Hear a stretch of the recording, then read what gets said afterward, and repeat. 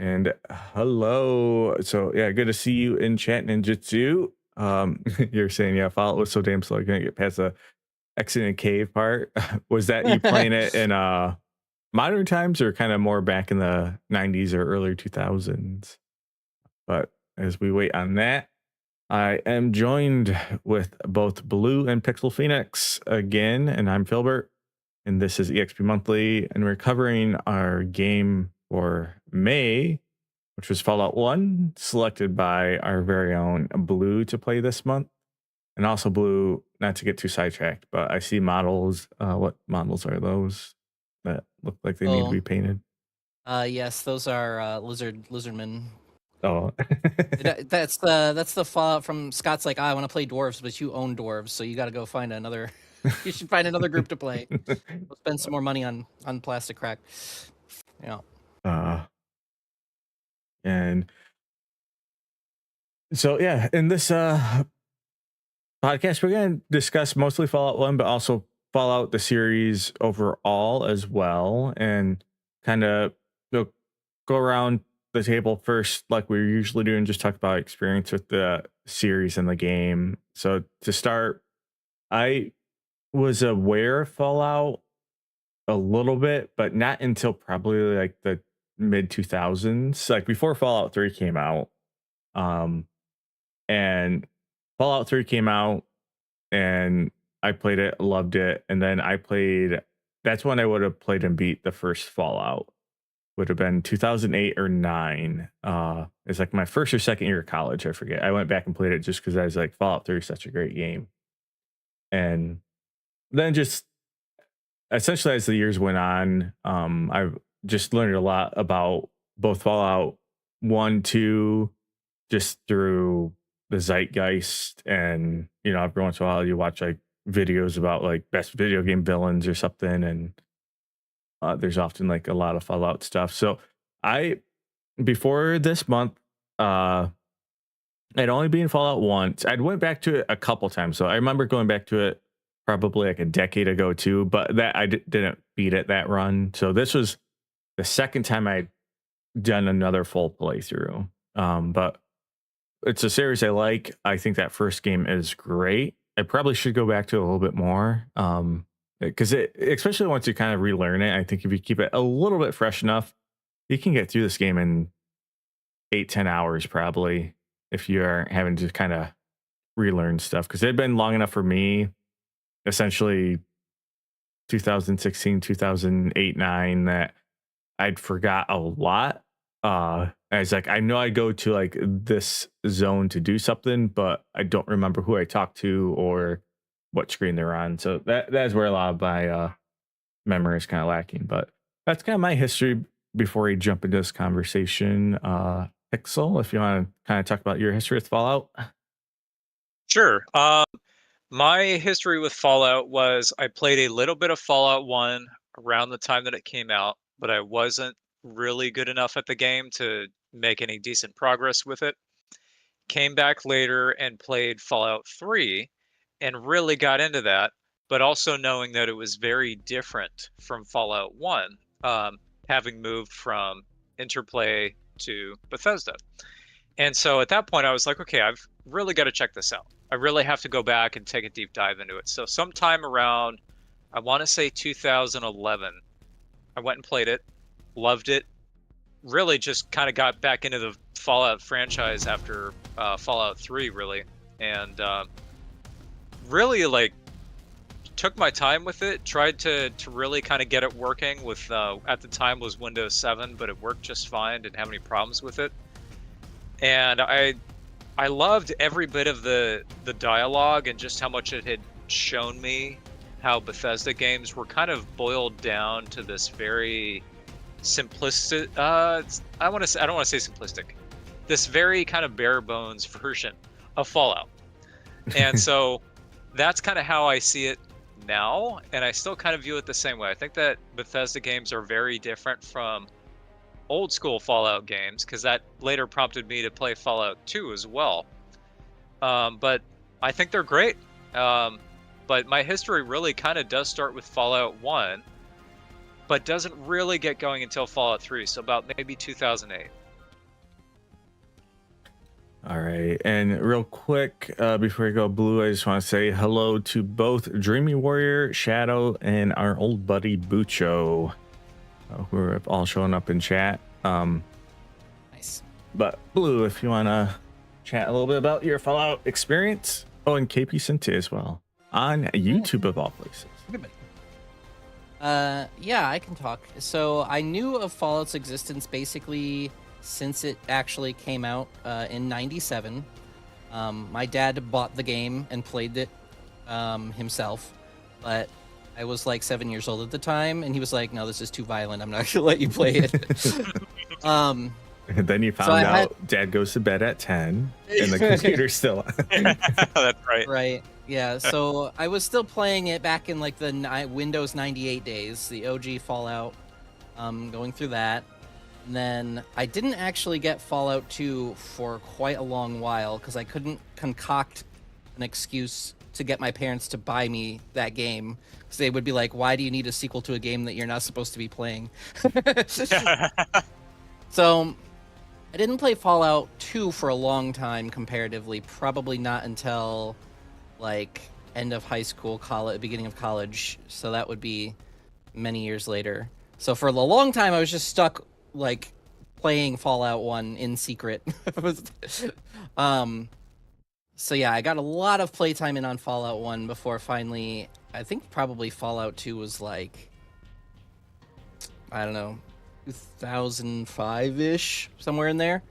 I love both of the games. I think I like Fallout 2 slightly more than Fallout 1 just because the scope of that game is wider than Fallout, or at least it feels wider. Yeah, both of the games, but especially Fallout 1 is like a defining gaming experience of my childhood, basically. So I'm super excited to talk about it. All right. So yeah, so when it comes to Fallout 1, it is, I think, one of those games that just defined so much when it came to CRPGs and when it came to like choices and decisions having like impacting games. Of course, I'm sure there's other games that did a lot of this stuff before, but it's hard to think of all the crazy impacts it can have that were in Fallout 1 that could vastly change the story, change how you even played the game. Because even a lot of games that had choices, like I'm thinking like the Baldur's Gate games, you still are kind of playing through a structured format. And Fallout is an early game where it's just like, you know, take the wheel. You can drive it off the cliff. You can follow the freeway we built for you, but go about it however you want. And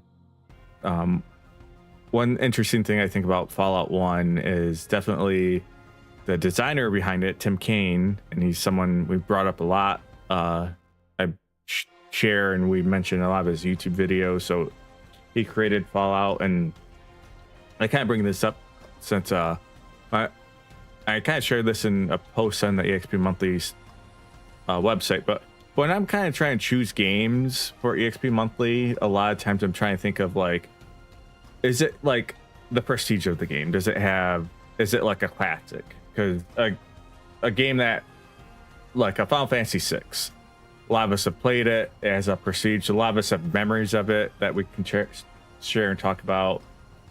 And it's a game that if people haven't played, it's probably on a lot of their backlogs, so it gives them an excuse to play it. Then kind of how accessible it is, but also like how did it do something to change the industry, or not even change the industry, but even go against the industry. I think something like To the Moon, when I picked that is like storytelling I really haven't seen done in a game before. And but yeah, Fallout I think is one of those games that left like ripples that turned into giant wakes that we've seen in definitely CRPGs, but I think a lot of the decision choice making bled over to other genres. And you see that right when you start the game. You get to make your character, and they kind of point you in a direction to another vault. But for the most part, once you quickly get to that world map, which is just after you kill a couple rats, the world's your oyster. So when I guess before we talk about our recent playthroughs, because we all played through this game again this last month, Blue even did 2 playthroughs. But do you recall like the first time you came to that world map, and did it feel like opening? Did it feel like I don't know what to do because like you can just click and go anywhere? Do either you kind of recall your first experience just with the openness of that game?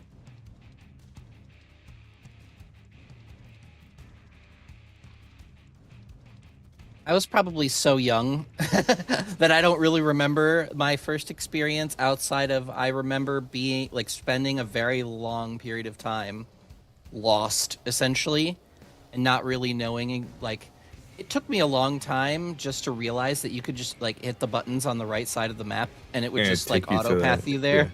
Yeah, for the longest time I would just like click on squares and then click the little triangle when you got to the square and it would just be like an empty patch of desert and I'm like, okay, there's nothing here, better go to the next square. So I would go like one square at a time. And eventually so I'd be like, where are these places? Like That's and I didn't- dedication. and I didn't realize that you could talk to people, and if you asked them, like, where's Junktown? It would, like, put it on the map. So, yeah, very early on, it was just like, this is like a hex crawl, basically. Like, I don't know where I'm going. Yeah, I know for me, because since I didn't play until I would have been like 19 or so in college, the first time I got to that map, I did have a moment of like, and knowing it's an older game, I'm like, wait, like how hardcore is this? Like, am I, because it's supposed to just like, because sometimes when you play a game that age, some of the gameplay and game length is that TDM is like just making stuff take longer and more complex than it probably should be, just so you got your like time's worth. So I remember being worried, but luckily, since again I would have been like probably 18, 19 at the time, I did quickly be like, oh, I can click this Vault 13, and then at first I thought also that you couldn't explore the map, that you had to. It's just like, oh, you just click, but then it's like, no, you can just literally click and go wherever you want. And then I was like, does that mean like there's a ton of secrets and should be trying to go and uncover the full map? But it was like I remember being definitely intimidated because I was looking at it at the time through a modern gamer's lens and knowing how sometimes is though awesome 90s games can be, that sometimes it's like they have so much going on that if you don't have if you're going into them guideless, it's like good luck.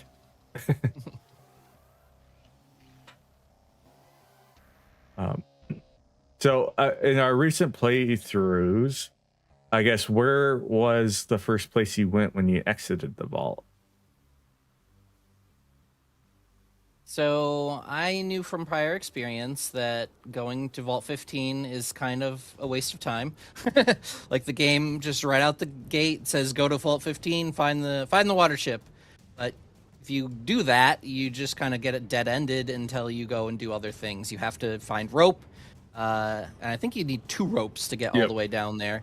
And then you find like one lone computer that's like, nope, there's no water chip here. Darn shame.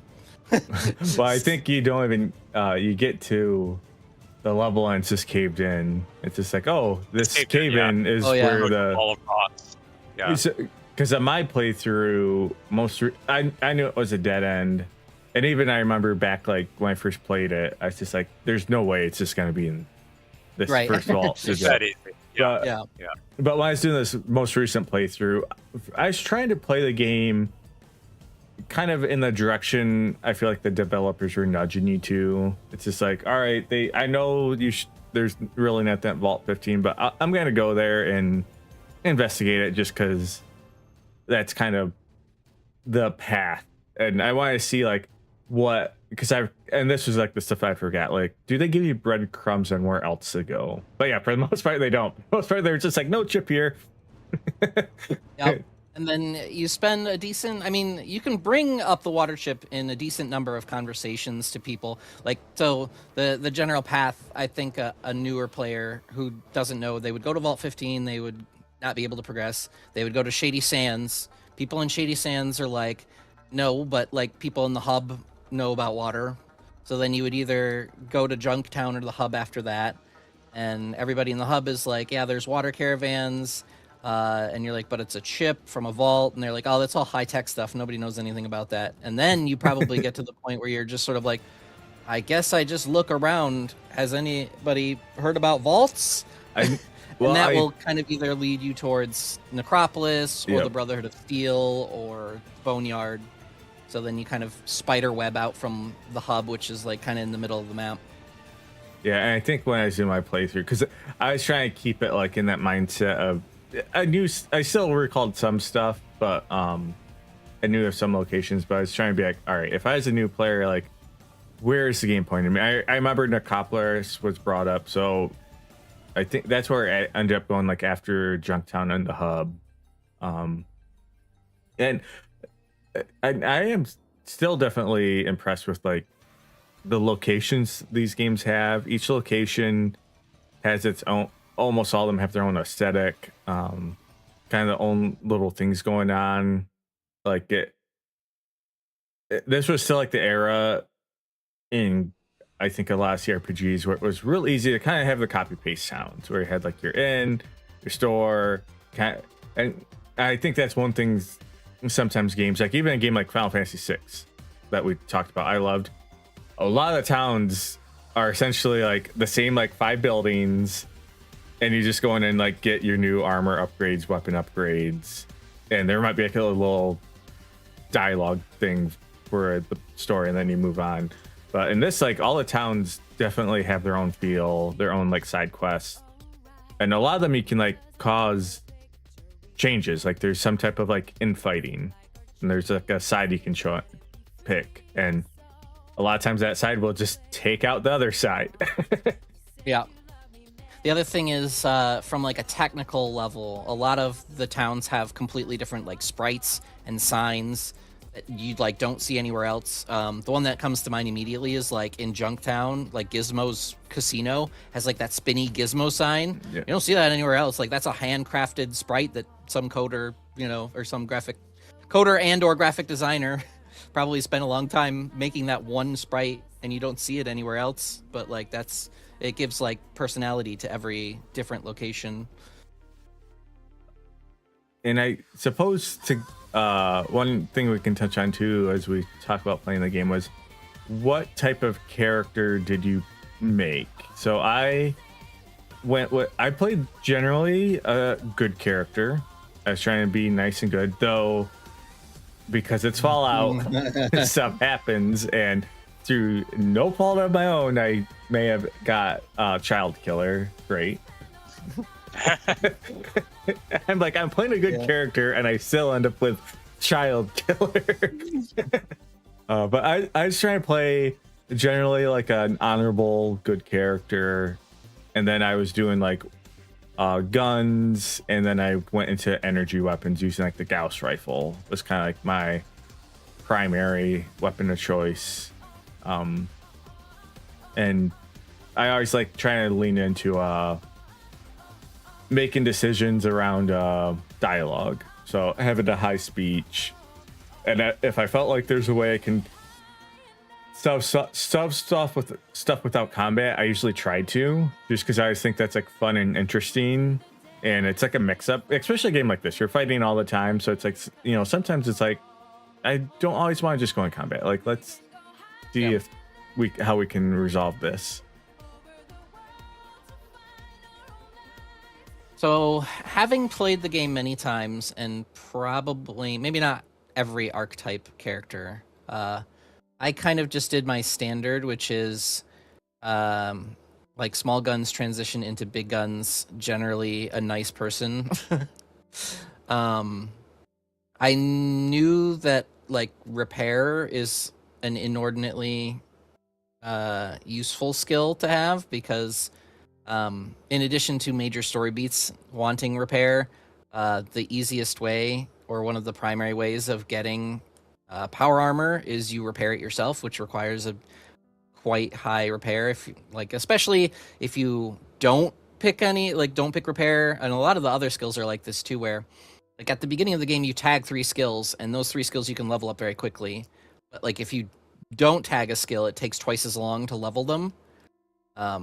So yeah, like the game sort of pushes you into specializing because each skill starts like at like 30% or possibly lower if you take like the gifted perk or trait, but they go to 200%. So it takes quite a bit of skill points to invest in and get a skill to a decently high rate.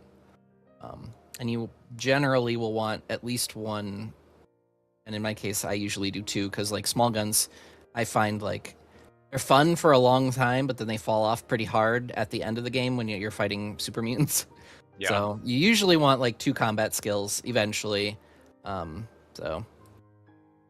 And with your 2 playthroughs, what were your like moralities in them?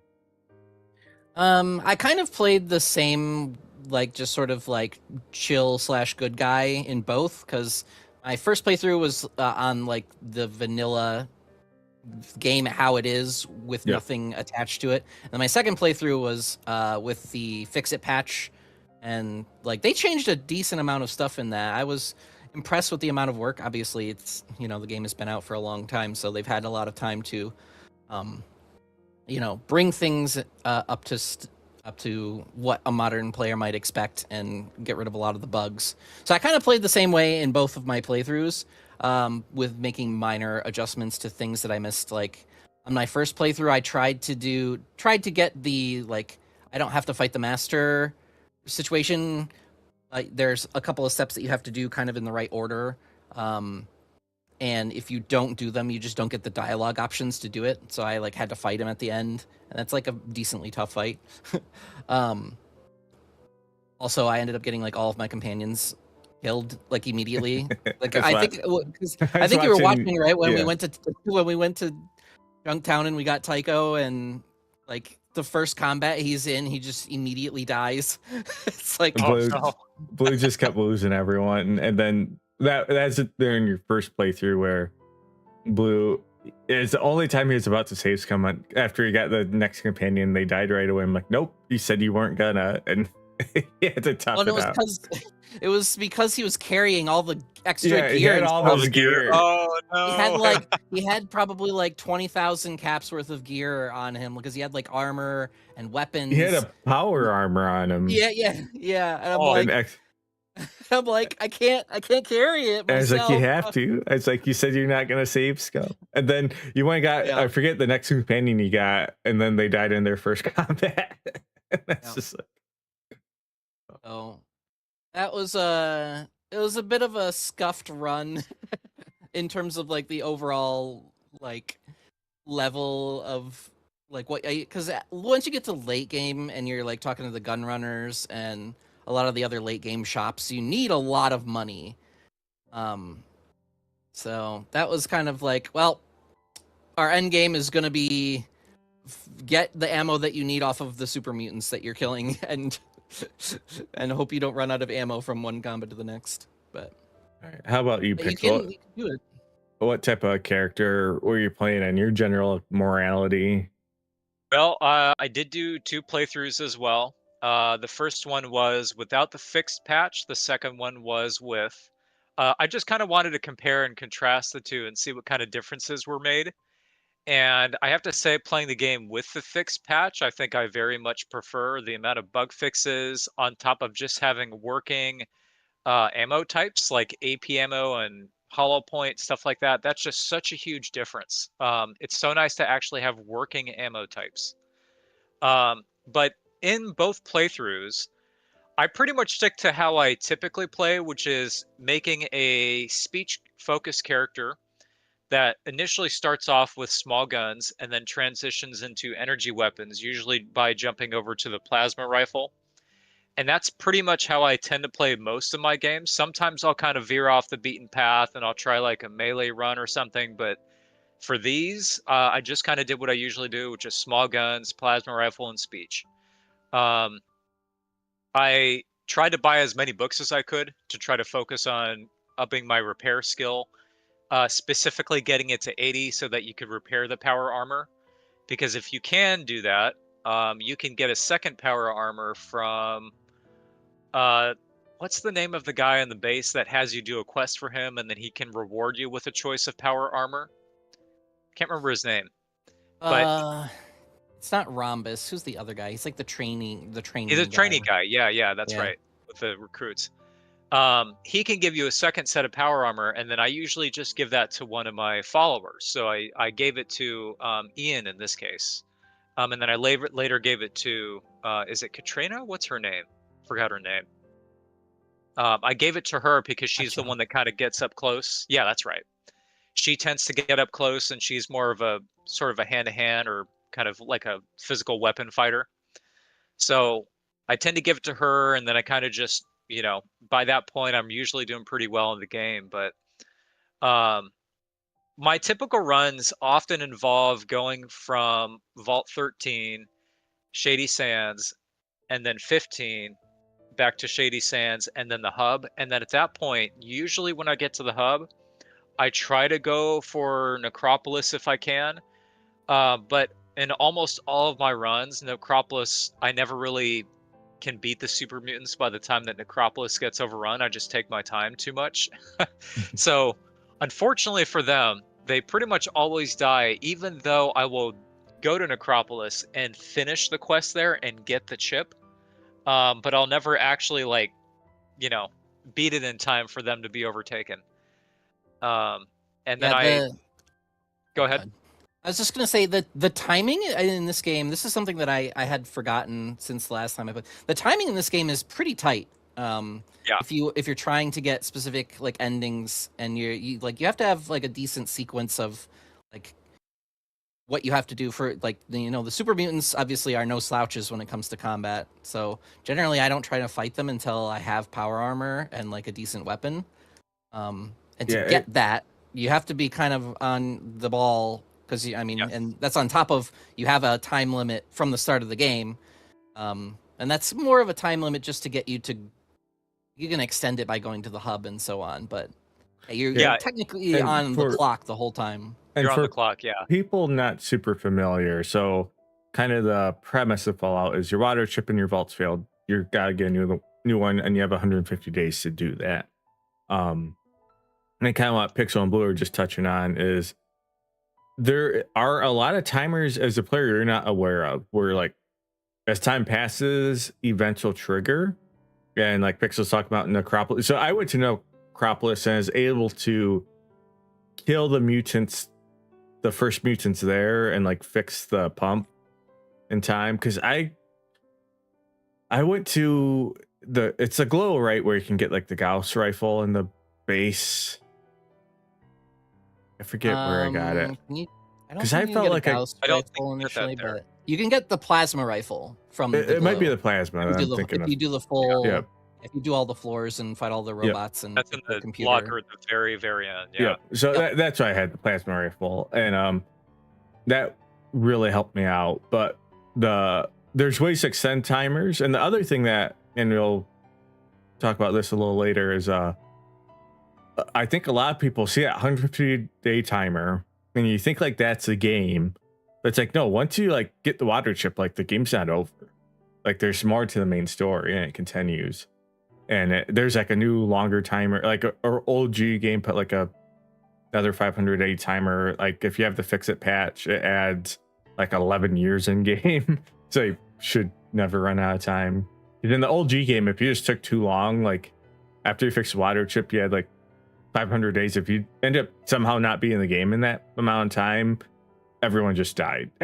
Everyone just got overran by super mutants.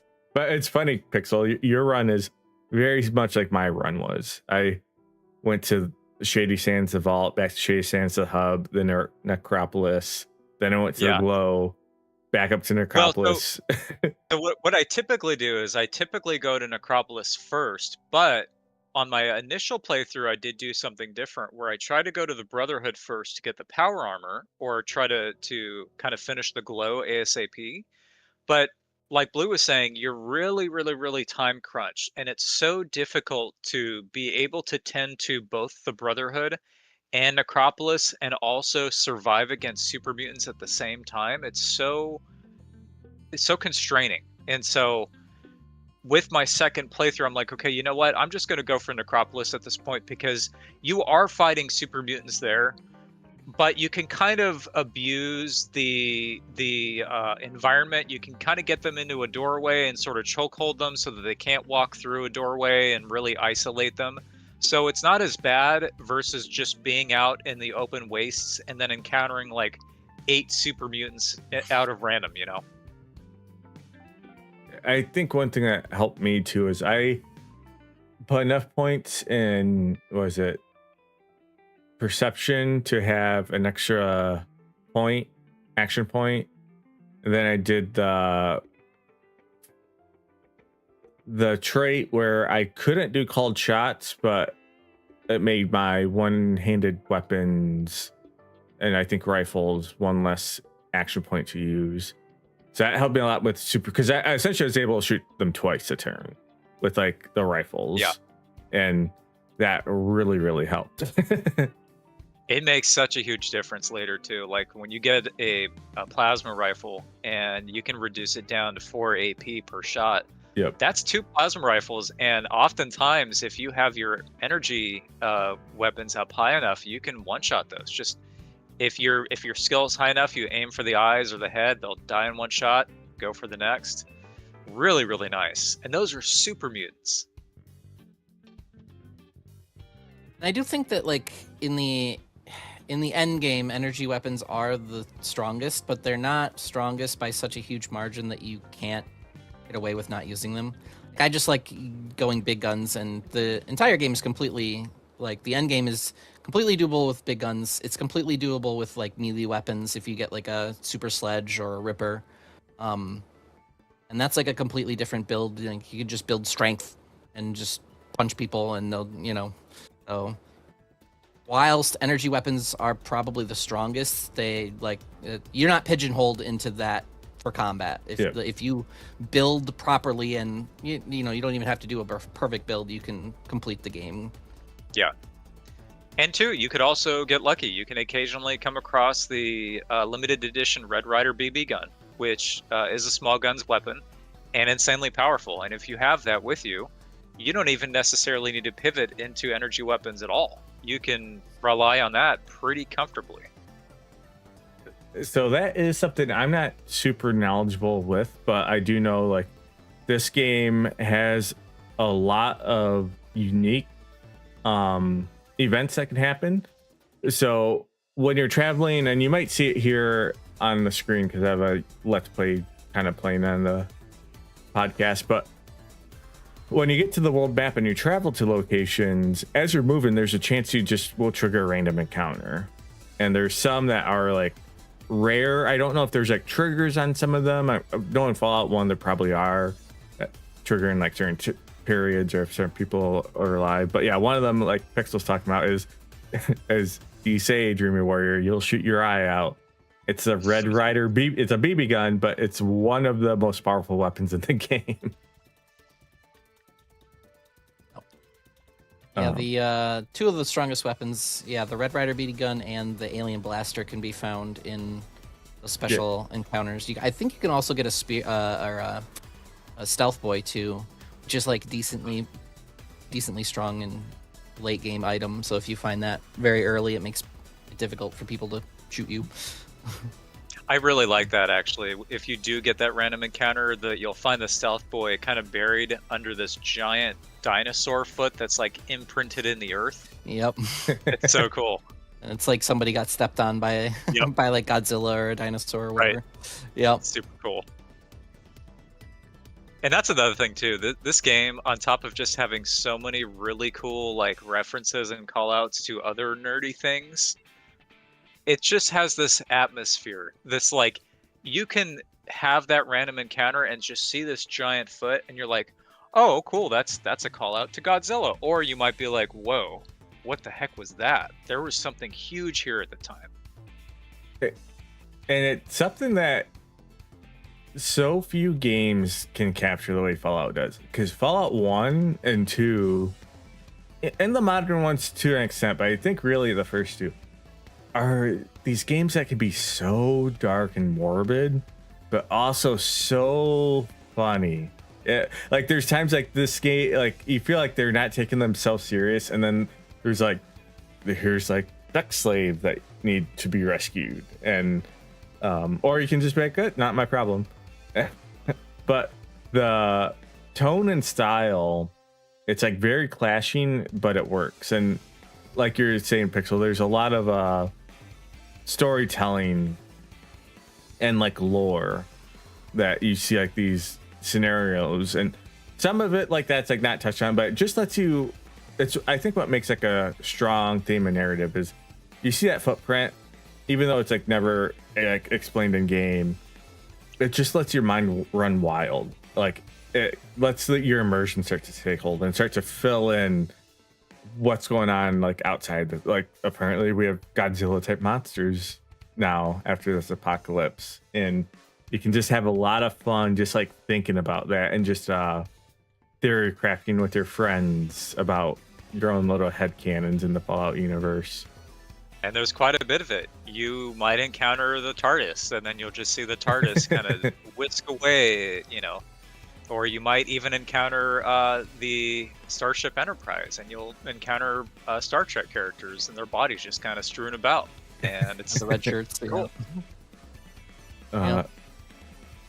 And speaking of that too, it always amazes me when I go back out to Fallout 1 how much of Fallout came from this game. The Pip-Boy, the power armor, a lot of the music, Ron Perlman, a lot of the quotes like war never changes, like a lot of the weapons or the same type of weapons you see like in all the modern Fallouts, or they've tweaked them a little bit, you know, like the Ripper, the power glove thing. And again, like the tone, yeah, the power fist, and it's just like, holy cow, like they nailed so much in this original game that it hasn't need to be like retouched or changed. That they were essentially like Fallout 3 for the most part was almost like a soft relaunch of the series. The series has essentially been dead. The last couple games that came up before it, like what, the Brotherhood of Steel, like PS, like Xbox game, Yeah. and stuff, where like, not even like Fallout games and all this stuff. So when it got like relaunched, I remember playing it, the number 3 at the time. I was just like, there's so much cool stuff in here. But then when I went back and played this one, it's just like they just got it all right back in the 90s. Yeah. Yep. Yeah, they nailed the style and art so well that it persisted for, you know, many years. So after you're kind of running around looking for the water ship, do you guys have like any favorite town or favorite like conflict in a town that you like to solve? It's the Boneyard, right? Is the one where you have like that's where the gun runners are, and they're trapped by the death claws. The death claws are there. The regulators are there, or like the guards of the town, but they're actually also bad guys in the town. Because I think that's like my favorite area, where you get there, it's like, oh, the regulators seem like good guys, and who's the other people? I teamed up with them. Blades. The Blades. Yeah. And especially when you hear those names, it's like, oh, the Blades must be the bad guys. And then you talk to the Blades, and like they essentially like don't even have weapons. And as you like talk to it, you start to piece stuff, because the regulators just want you to go and basically assassinate the leader of the Blades, framing it as like they're this awful person that got this kid killed. But if you don't, and you actually like inquire, you like find out like, wait, like these people are not being truthful to me, and I think that's like my favorite area, just like explore. And that conflict was like really fun because you get like a almost a full mini war where you have like at one point like 20 to 30 characters just on screen fighting, walking around, and uh that was just memorable to me. That's like one of those things I kind of forgot about when I was there, and it's like, wait a second, and then I was like, well, I gotta help the blades. Like, let's get them weapons. Let's kill these death claws. I kept killing the death claws because I didn't see the stairs to go down to the lair to kill the mother. I was like, how many death claws do I have to kill? And I finally looked up because it wasn't the worst thing because I was getting a bunch of experience, but then I was like, oh, I gotta go down there and kill the mom and the eggs. But it's like, what I really like about that is that if you're not really paying attention and you're not doing a thorough search, you will completely miss that cellar, and you will legitimately think, wait a minute, what the heck? Like, I've looked around everywhere. I don't know where these are coming from. Is it out in the wild? And then you start looking around outside Boneyard. You're like, no, there's nothing outside it. Where are they coming from? It's right there in the basement. Definitely in my early playthrough spent an inordinately large amount of time trying to find a Deathclaw cave or something, like, you know, or wherever they were coming from, like walking around in like the destroyed areas, like just in the map, like widening search patterns, being like, how far are these? Because you can encounter Deathclaws just as like a random encounter out in the wasteland, but it's a lot more likely you encounter them in the area around the boneyard. So I'm like, it's got to be close, but yeah.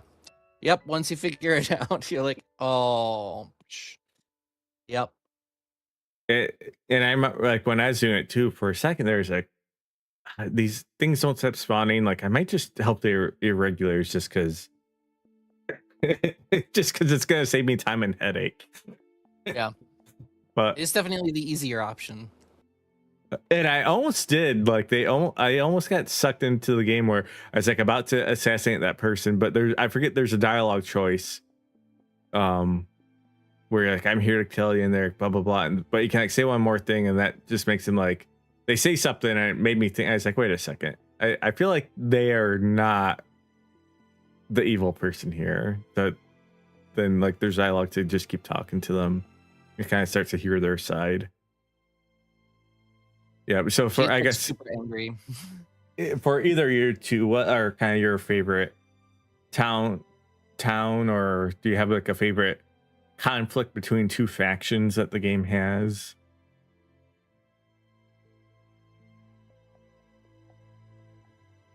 I think my favorite town is the hub.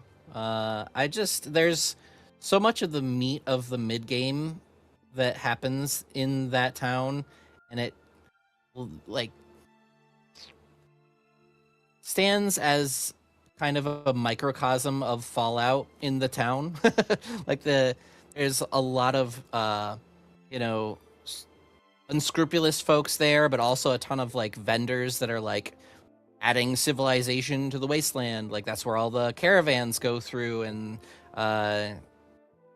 all the different shops and people, and Harold is there just hanging out as a ghoul that like, and you learn so much because I remember when I first played Fallout 3, the first time you talk to a ghoul, like I was just assuming they're like people just horribly affected by radiation, but then I remember thinking it's so cool that a lot of them were like pre-war, and they would have like little stories and anecdotes about like what happened when the war started. So it's so fun to talk. And then Harold is like so fun when you talk to him and you find out how old he is, and him going into like the military vault like years back, and definitely like one of my favorite like lore dumps in the game.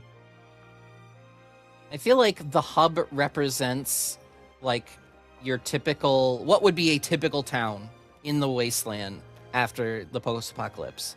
Like it's like symbolic of what a civilization might, spit, what kind of town would spit out at that time. And I think I feel the same way. Yeah. Go ahead, Blue. I was also going to say, but I have a soft spot for the Brotherhood of Steel forever. So they just have a cool bunker that they that up in. Yeah. I think I feel the same way. I think that when we talk about like events that take place in the game, Boneyard definitely has some really cool stuff that happens. But I think that like thematically, if you're looking at something that would most realistically represent a post-nuclear type of environment, the hub is that. You have people controlling water. You have a guy who was affected by radiation and is the result of radiation after the fact. You have people trying to control guns. You have a religious community that's really trying to kind of push their own agenda. You have a crime boss, Yeah. Decker. There's so much that's so really emblematic of what you would expect in that kind of world.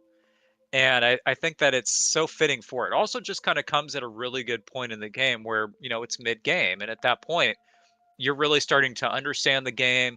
You're starting to acquire better gear. You're starting to understand how the mechanics of the game work more, and you're really acclimating yourself to how it plays. So it comes at a really good point in the game. And then, of course, you can branch off into Necropolis, Boneyard, the Brotherhood of Steel.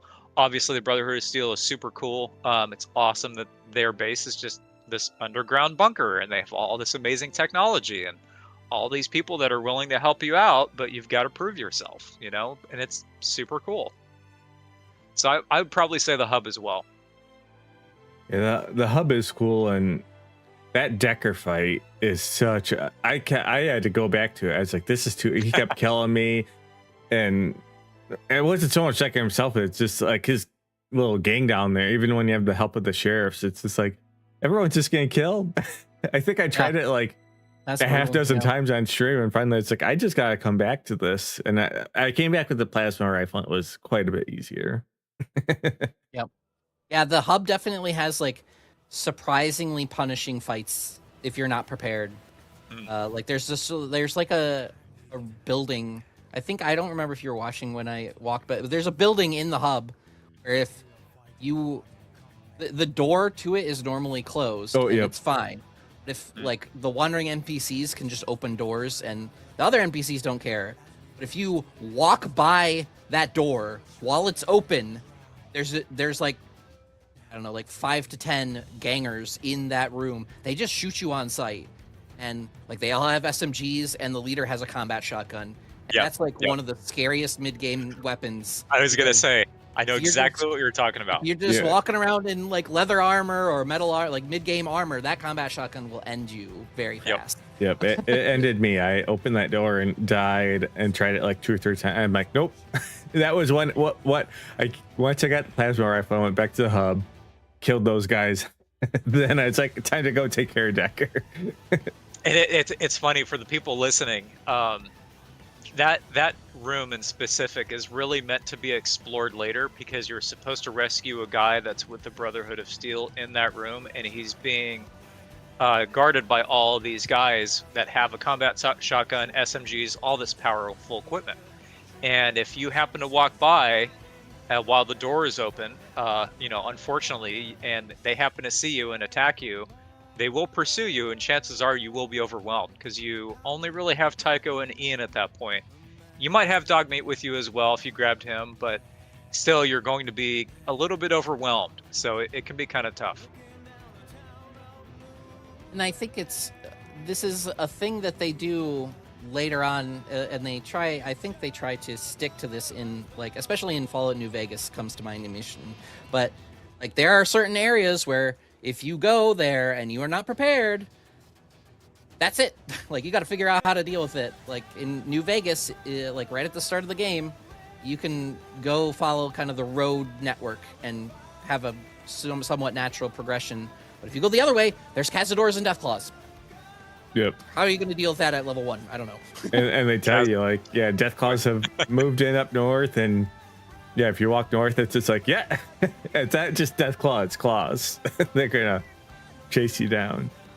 That's another like concept I think that like Fallout, maybe it didn't establish it. It probably wasn't the first game to do it, but it definitely like was an important part of the game of like, depending on when you go to the Necropolis, you might have ghouls or you might have super mutants, that sort of thing. I think that's an aspect of games that I feel like for a while they got away from. Like the classic that comes to mind is like Oblivion. Like it's one of the first big games where it's like everything levels with you. And I remember at the time thinking like that's awesome because then you always have like a challenge and combat's gonna be fun. But I really appreciate now like games where it can be a little bit like what's the word where it can get like boring and too easy when you can just like constantly like walk over everything. But I like having like zones where it's just like if I go over like I can and it's gonna be deadly but it's still gonna be possible, and that's what I think Fallout 1 does good. Like there's some stuff that's essentially gonna be impossible if you get into fights too early, but for the most part, like if you get equipment and if you understand like your stats and your build, there's quite a bit of little tricks you can do. And it's just fun when I know like there's a dangerous area, and that just adds that like tension. Like when do I enter this area? Like do I think I'm strong enough? And then like the first couple fights there, it's just like there's really you're able to really test your mettle.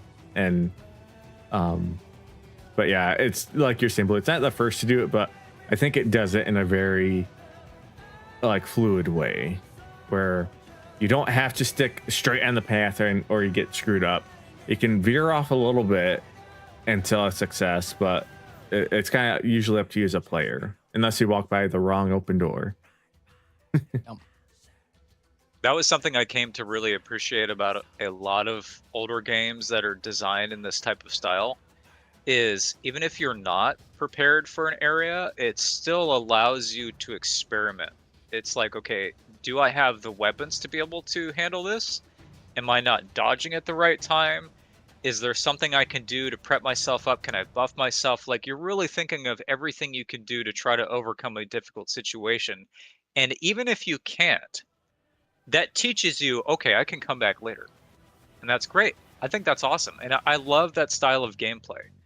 I've always kind of found it a little bit kind of difficult to really enjoy the level scaling aspect of a lot of RPGs, because I think it takes away from that sort of power fantasy aspect where rather than leave the player feeling like they've, you know, really built themselves up to this point, the game continues to keep that level of difficulty, but you might just be fighting a different enemy with a different animation, and nothing really truly changes in that aspect. You might have new moves, you might have magic, or you might have different types of ammo or whatever, like if you're playing some other RPG, but level scaling for me has always been kind of a tough one. But when I play games like this where they punish you right off the bat, I'm sorry, maybe I'm a masochist, but I love that. Well, I love knowing what my limits are.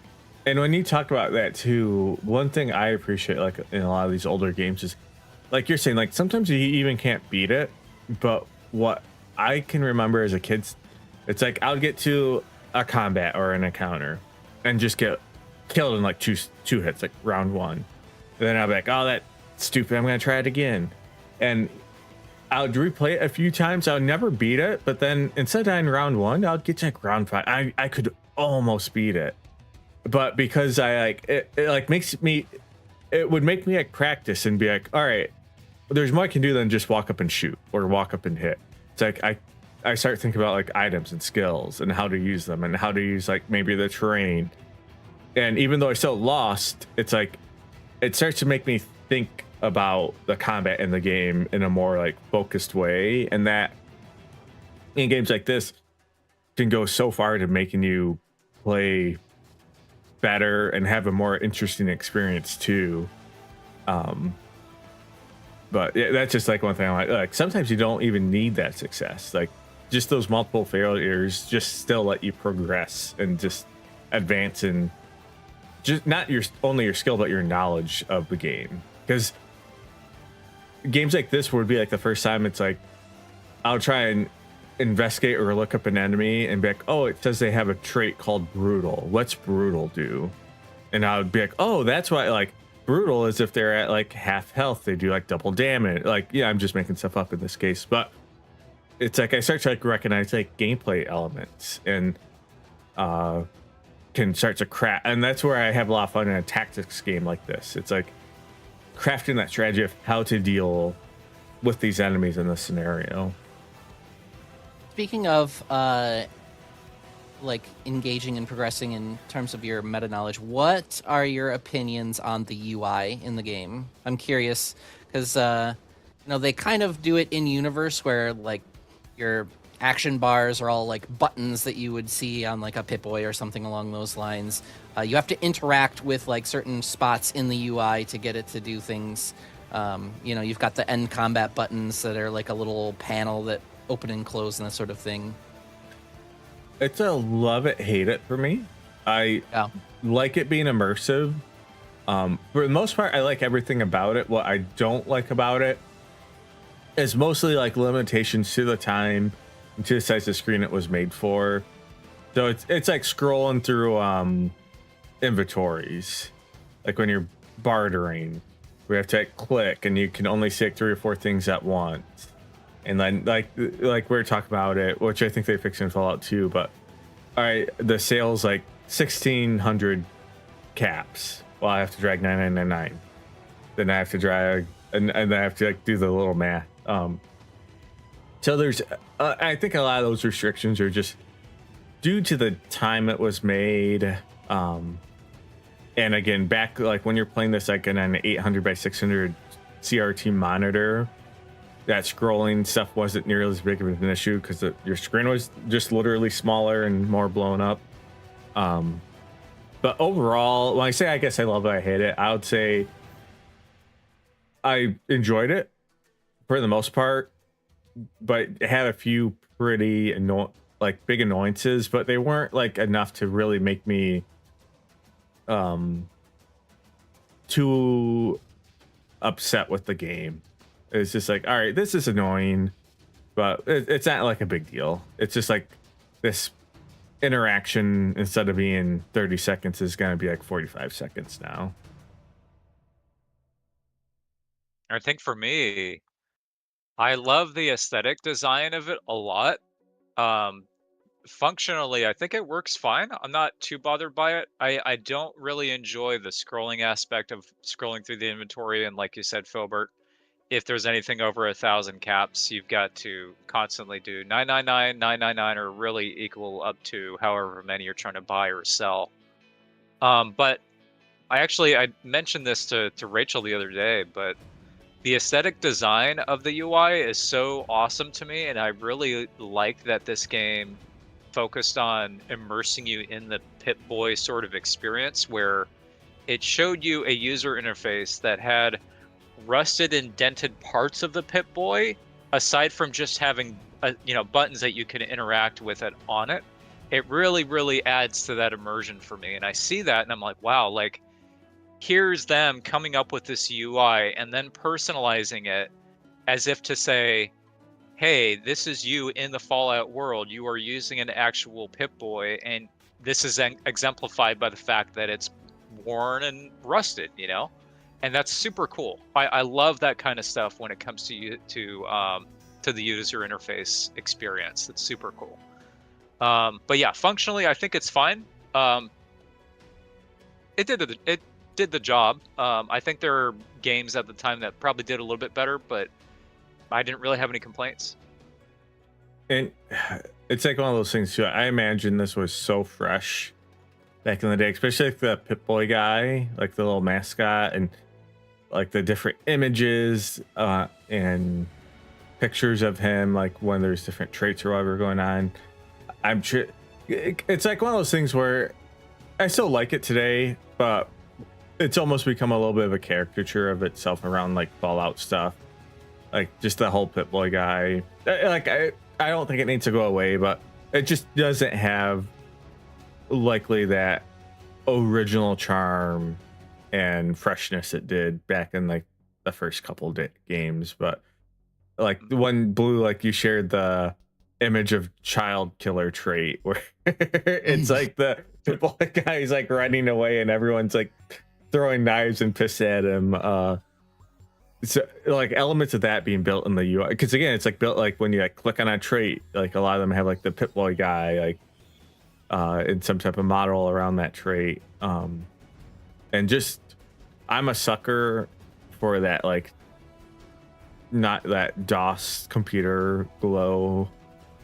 It's just, even though it's like a little bit before my time, it's just so cool looking. Like I'm a huge fan of Aliens. The poster's kind of blocked, but just like that's one of my favorite things about watching like, the old school Alien movies is those old computer That sounds green and matrix. green, green matrix. Yeah. Retro futuristic, all that good stuff. Yeah. Yeah, I think when it comes to Fallout, I don't know, there's something about this game that like really jives very well with me, and a lot of it does have to do with how it immerses you into the game and the user interface. And again, I kind of go back to just like using the Pip-Boy. It's kind of everything you do. It's how you talk with people. It's how you fight. It's everything. Like you use that to interact the entire game. And it's kind of cool that they have like these little like almost like tube amps on the side when you are talking to an NPC or you're bartering or whatever, right? You have these little tube amps on the left-hand side that functionally don't do anything, but it's just kind of cool that it's like, hey, here's this kind of retro futuristic look that we're going for, even though this is in a post-apocalyptic type of world. It almost doesn't fit the universe, but at the same time, it kind of feels like it's going for that 1950s futuristic aesthetic that Bethesda would later popularize, which is really cool. And that's something that I think that the game just does so well. And you know, Philbert, you were talking about the what's that character being sort of a caricature of himself, where he's everywhere. Pip-Boy guy. The Pip-Boy guy. Yeah. Yeah. So I wanted to comment on this. I don't think that he would be kind of as everywhere or really kind of as pervasive as he is without Fallout or without Bethesda's sort of intervention. And I say that because in the original game, he was just there as an icon to represent your skills. He didn't functionally do anything in Fallout 1 at all. But Bethesda would later kind of turn him into sort of the mascot for Fallout. So he would become sort of the face of branding. He would become the face of like the Fallout TV series in a way. It's kind of like showing you, like, if you see this guy, you know what Fallout is, you know what to expect, and you know that it is Fallout. But in a way, his kind of overexposure to Fallout has kind of made him a caricature in that way, even though he wasn't really like that originally. And I know that originally, like, he is also associated with Vault-Tec, like the company in universe. Like, that's like, it's their marketing is where that character, you know, that character like shows up, and that's why he's on all the Pip-Boy stuff and associated with all of that. But. And I'm trying to think. So this one, you have like Vault 13, Vault 15. Vault, what's the other vault you run into? There's one other, right? It's the vault underneath Necropolis, right? Yeah. I forget what vault that is, but I think it's 8, maybe. I think. I was trying to pick up. This one did seem to be for the time, and you can maybe speak on this if you recall, Blue, but I don't know if 2 has like a lot of vaults in it. But it was kind of interesting to see, like, the vaults in this one did seem like they were supposed to be just like that vault that keep people alive. Because that's the other thing I know, like, comparing it to modern Fallouts, where essentially like every vault's like some crazy unethical experiment like being done on the inhabitants. So I don't know if they had it retroactively done. I know that like Vault 13 is like a long-term isolation experiment. Vault 15 is like super like multinational, like melting pot type experiment. I think even in Fallout 1, even if they didn't go out and immediately say it, like it was already like sort of planned experiment. Yeah. that, like that the vaults were experiments to a degree. I think I don't remember where I read this. It might have been in the Fallout Bible, which is, I think, not technically canon anymore, or maybe it's pseudo canon. I don't remember what the canon status is of the Fallout Bible is anymore. But like originally, they had planned that like the vaults were experiments for like this like space travel. Like they were like, got to get off this planet because it's gonna die in a nuclear apocalypse. So how do we? Let's like the next step is we got to figure out how to live on a spaceship. So we're gonna lock a bunch of people in these vaults and figure out if they can like live in them. And then Since there's that's probably gonna be someone like, the way to get the people in the vaults is start a nuclear war. Yeah. Because there's in Fallout 2, there's an actual shit like spaceship that is. I don't think it's part of the main quest line, but there's definitely like a side storyline that like that was a plan. Like Vault-Tec had plans to like put people on ships and launch them into space, and that's how they would survive the apocalypse, is not have to deal with Earth at all. So I'm not sure if. So there was always kind of a you know, A nefarious thing. a secret agenda that Yeah. Vault-Tec was testing people in the vaults. But I don't know that it was like to the level of like every vault is testing something weird and terrible on people. Yeah, because I know like in the newer games, it starts to get like almost like mustache, poorly comical, like how crazy some of the vaults get. Yeah. I actually kind of like that a lot about Fallout 1, is that the ambiguity of what happened in the vaults. I mean, you could obviously read some of the computers and go through like the computer logs, or maybe even you can look at like disk data to find out what happened in a vault or anything like that. But it, for the most part, it's really sort of left up to imagination as to what happened or how things kind of transpired and how they fell apart. And I kind of like that. Because later Fallouts, like you say, do kind of get a little nuts, where it's like, oh, we're doing a futuristic experiment where we're breeding rats with mole rats and rats with death claws, and this is what we produced, and oops, they got out, or something like that. It's like, Yeah, they okay, do. but the purpose of a vault was to keep people safe, right?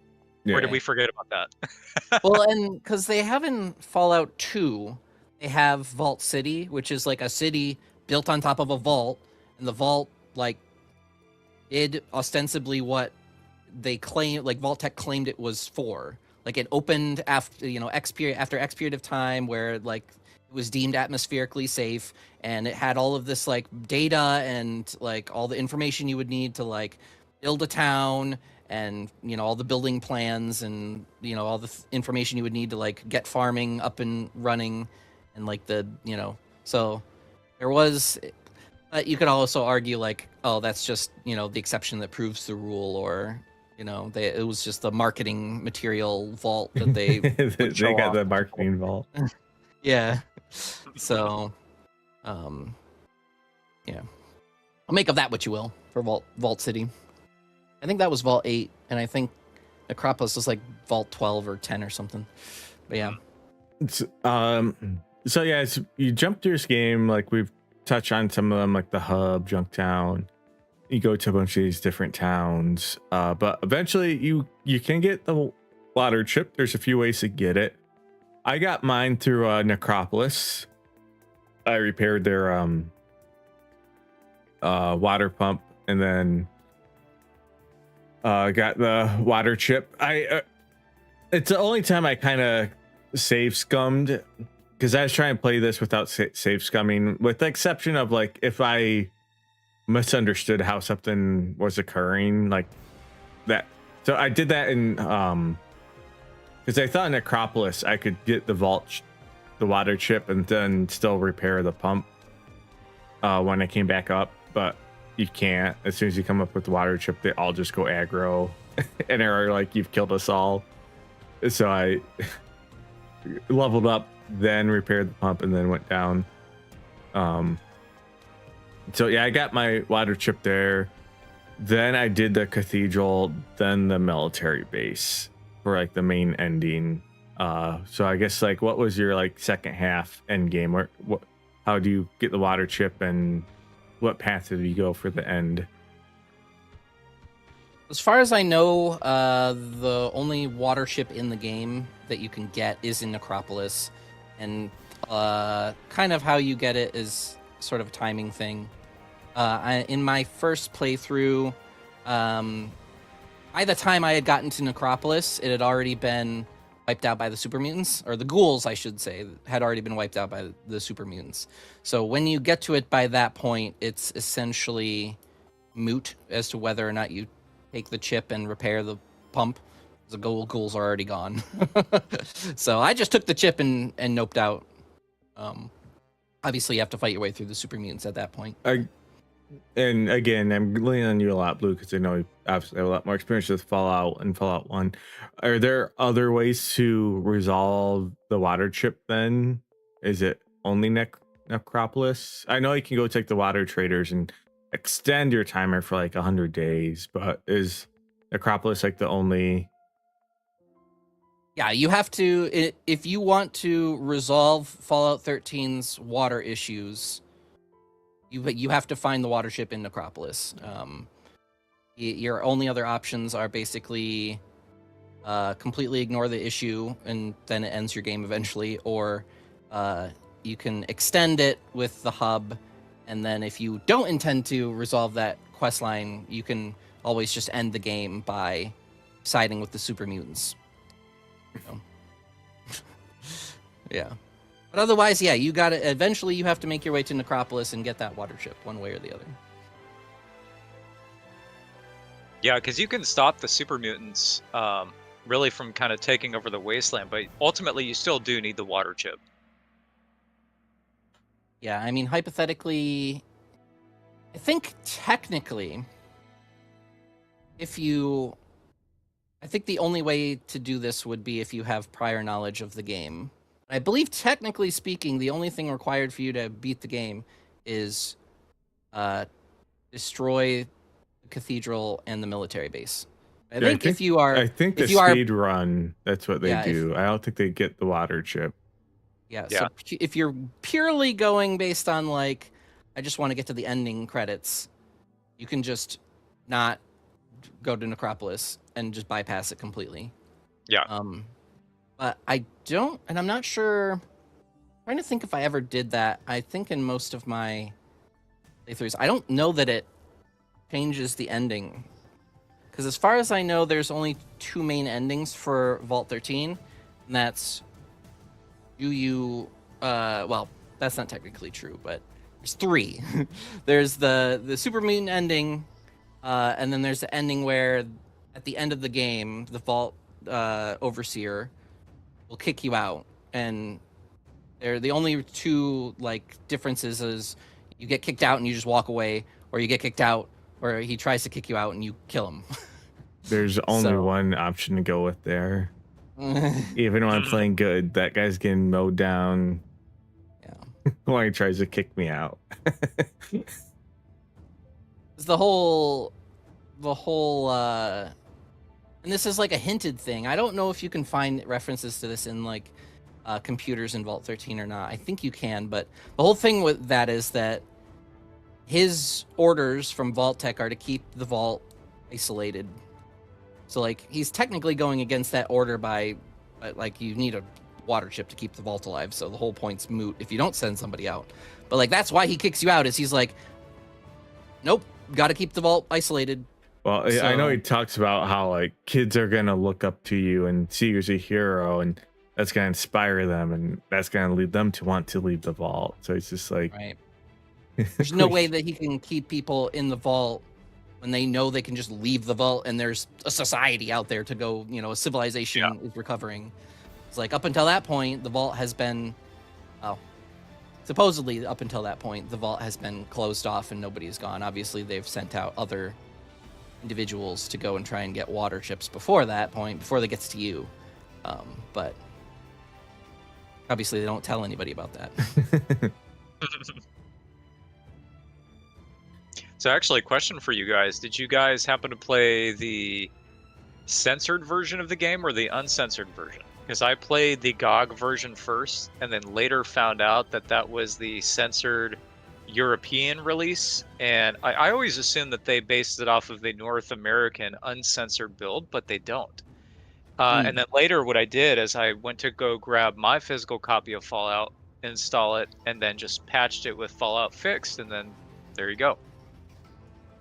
So I play the Steam version, so I don't know. Is there a way to tell if it's the censored version or not?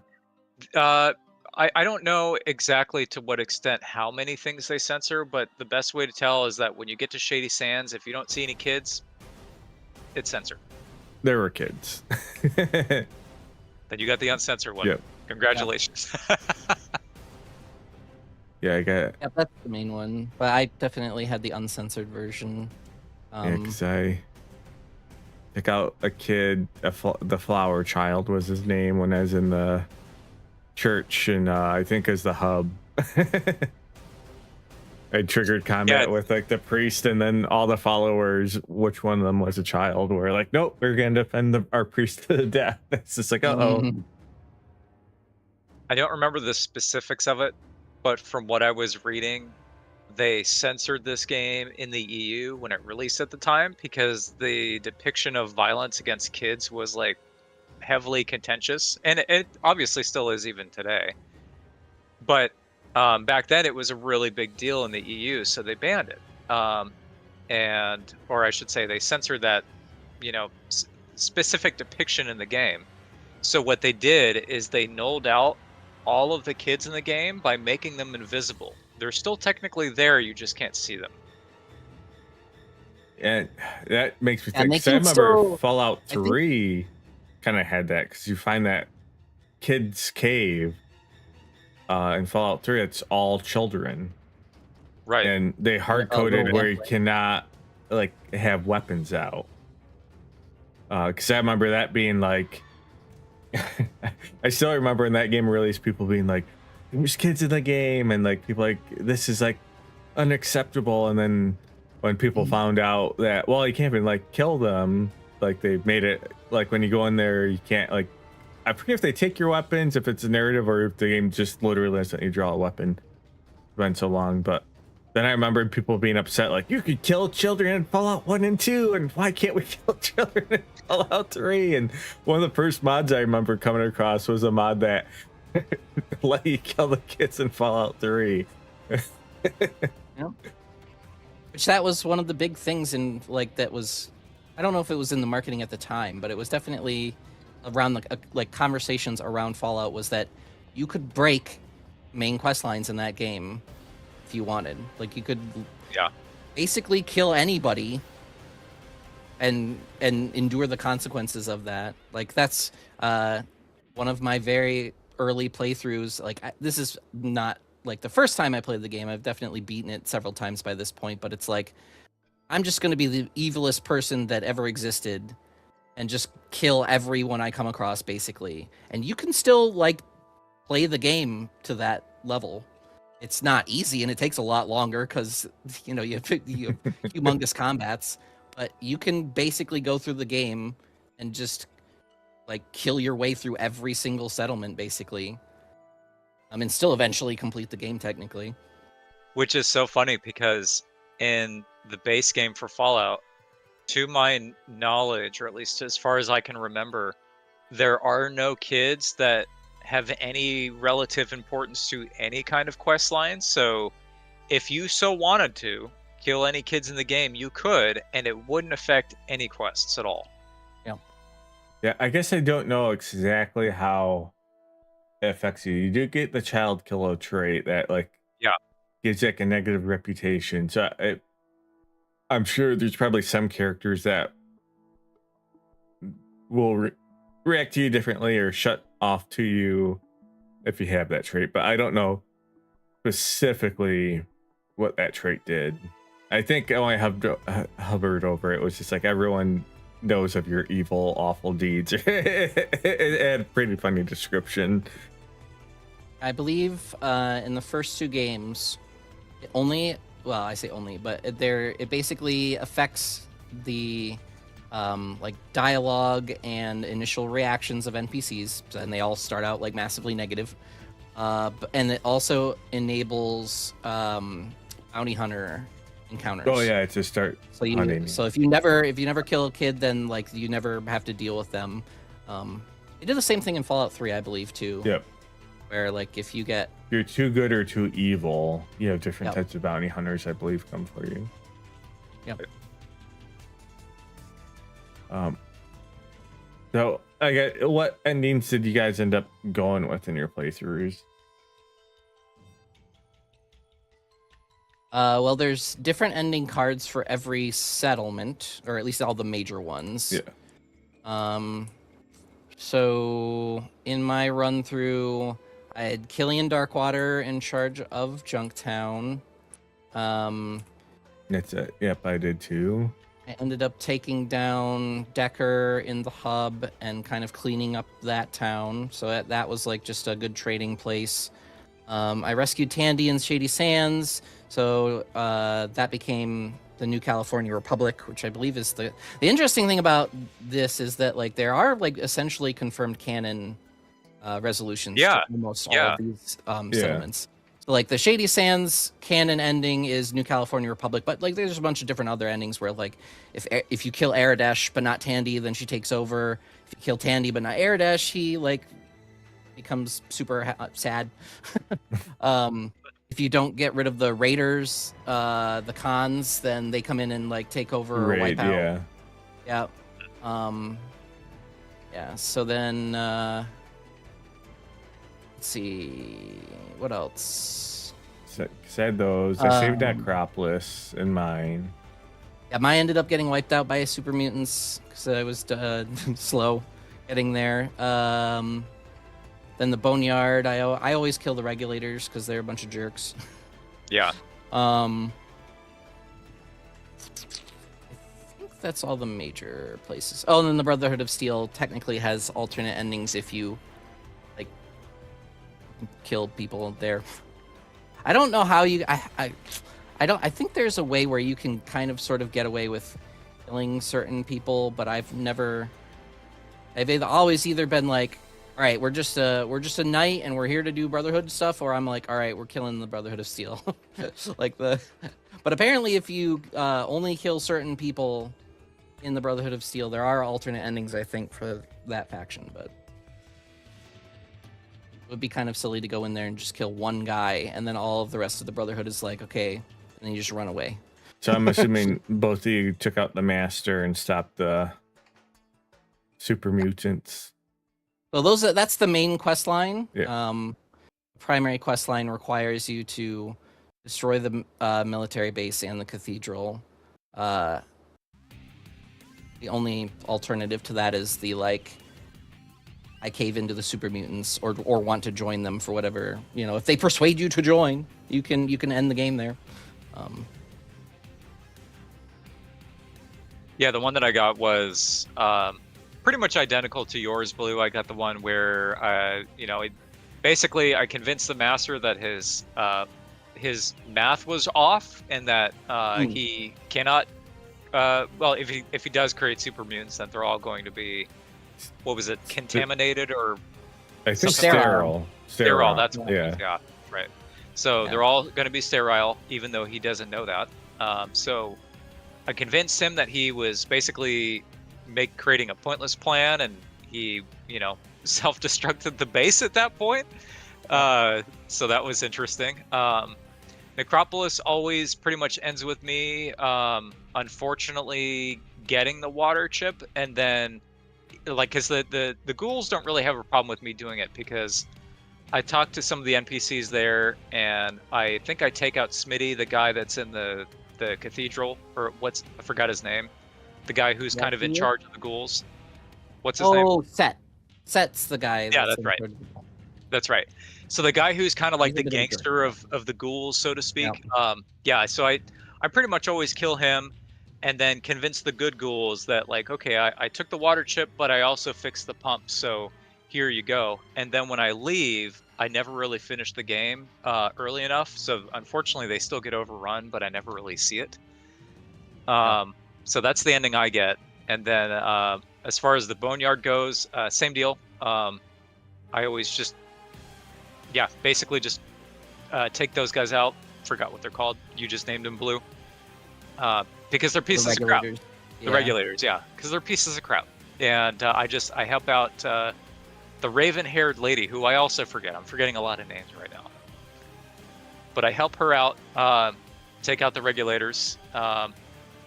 Tandy does get saved, and then does get forms the new California Republic, which I think is kind of nice, because you do see that kind of culminate in later Fallouts, which is really cool. Junktown, Killian does take control. I always kill Gizmo pretty much every time. Yeah.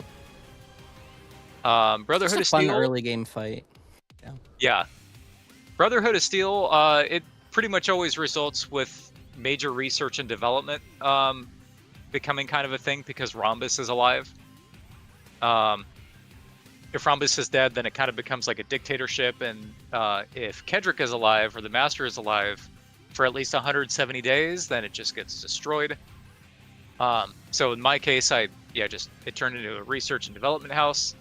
The hub turns into a prosperous trade center, where you see the guy that's hanging out the iguana bits. So I get that title card all the time. Yeah. And the cons, they get destroyed. Pretty much identical. I think I was watching other endings last night, and if Gizmo stays alive, I think it says, like, if you help him, I think his fate is to die by choking on iguana bits still. I think it's like Gizmo takes over the town, blah, blah, blah. Then he died shortly after. Yep, I remember that one, because it's the default. Like, if you never go into Junktown, like if you just bypass it completely, that's the default ending for it. Yeah, I'm looking at the narrative control card here, and it says, Junktown becomes the new Boomtown under the careful and profitable guidance of Don Gizmo. He profits the most and continues to increase the size of his casino and the scope of his power until he chokes to death while eating some iguana on a stick.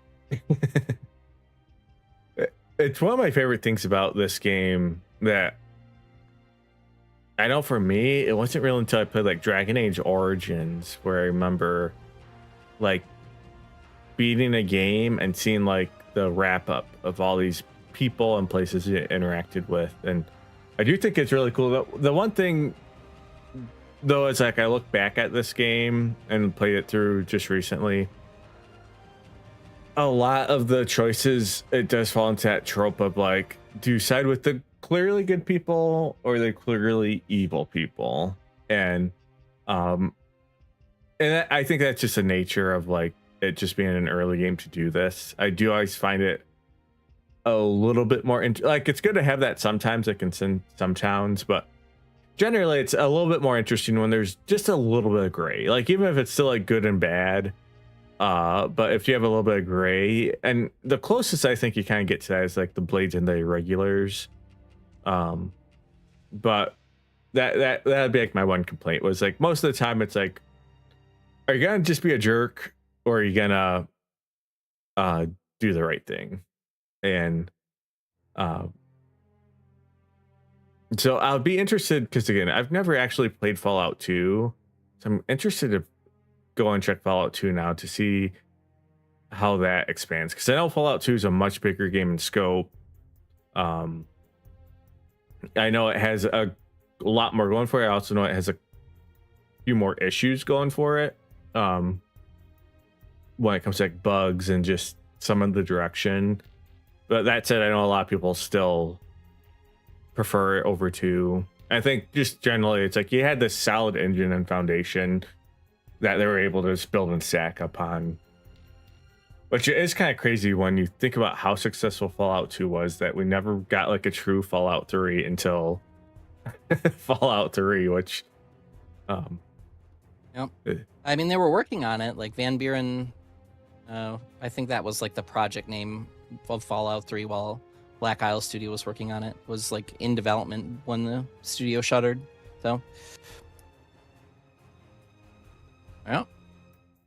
yeah, there's so much of Fallout 1 in Fallout 2 that like like it's weird. It's like I think Fallout 1 is a better game for its time. Like Fallout 2 is more fun to play just because it's more of Fallout. Fallout, yeah. Like they pushed more into it. Yeah. Well, I'm gonna take a quick break and just use the bathroom. You guys are welcome. Keep talking. I figure when I get back, if there's any final things we want to say about Fallout 1, we can, and then we can maybe just talk about Fallout just a little bit in general. We've jumped around a little bit, but if there's anything we want to talk about from other games or just like the Fallout universe in general, you can bring some of that up. But I should be back in just a minute or two. Sounds Okey good. I'm dokey. also going to step away for a couple minutes, so I'll be right back. Okay. Roger that. We'll just take an intermission then, eh?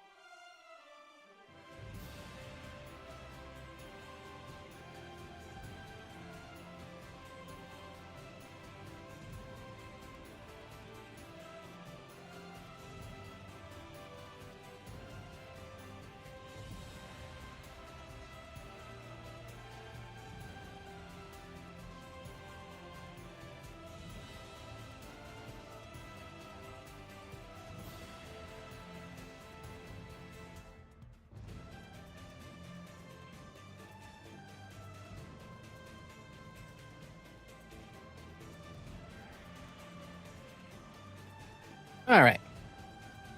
I'm back. I don't know if anybody else is back, but I'm back.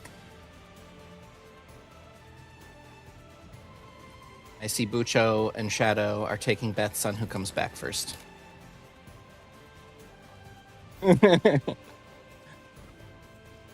Very good.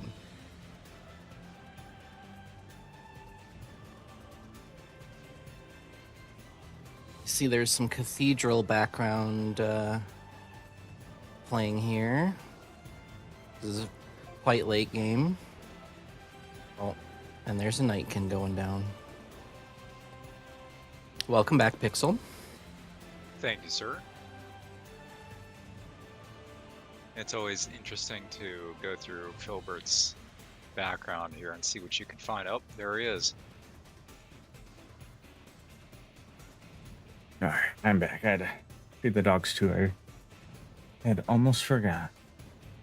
Come back. But yeah, and you guys might have touched on this while I was gone, but I guess to sum up Fallout 1, what are your overall thoughts about it and kind of your modern look back at it? And is it like a game you'd recommend to anyone, and who would you recommend it to if so? I have such high praise for this game, and it might be unique to my sort of background and tastes because I grew up playing a lot of real-time strategy games when I was younger. And this game isn't quite that, but it does share elements of real-time strategy games, one being the isometric viewpoint.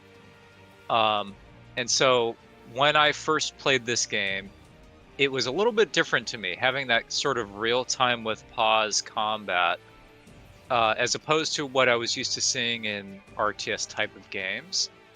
But I think it holds up so well today and is so incredibly immersive, especially with the Fallout Fix patch. If you can play this game with that patch, I think you're going to have an amazing experience. You can enjoy the Fallout 3, Fallout New Vegas, a lot of the modern stuff that we have now. But if you really want to see where it all started, you'll really understand a lot of the roots that branched off into what is modern day Fallout. You'll see a lot of the robots, a lot of the weapon designs, the armor designs, aesthetic choices, everything. It all comes from this. Yep, I would agree. I do think using the Fix-It patch is probably the preferred way to play it.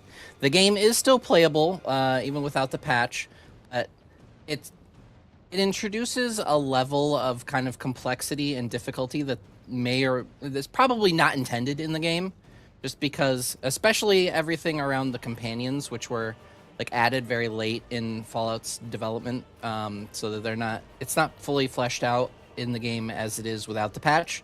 Like, the biggest thing for me, the most obvious thing, was like the companions as they are in the base game, they can't wear different kinds of armor. They're locked to whatever they start with, and they can't use many different weapons. They're almost like, Ian can only use the SMG and the pistol and the knife, and that's it. So I would definitely say it's 100% worth a playthrough even today with the patch. And I would agree. I think the big thing, if you play this game, it can feel very intimidating. It's an older game. It's a CRPG game.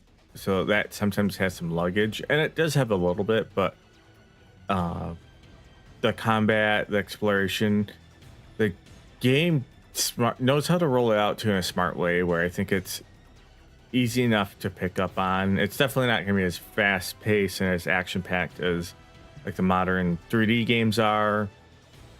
But if you're someone who enjoys immersion and enjoys any type of like tactics in a game, this definitely has a lot going for it. And I was impressed with how well it still holds up. But that first most of the funkiness for me is just when you're dealing with some of the controls mostly.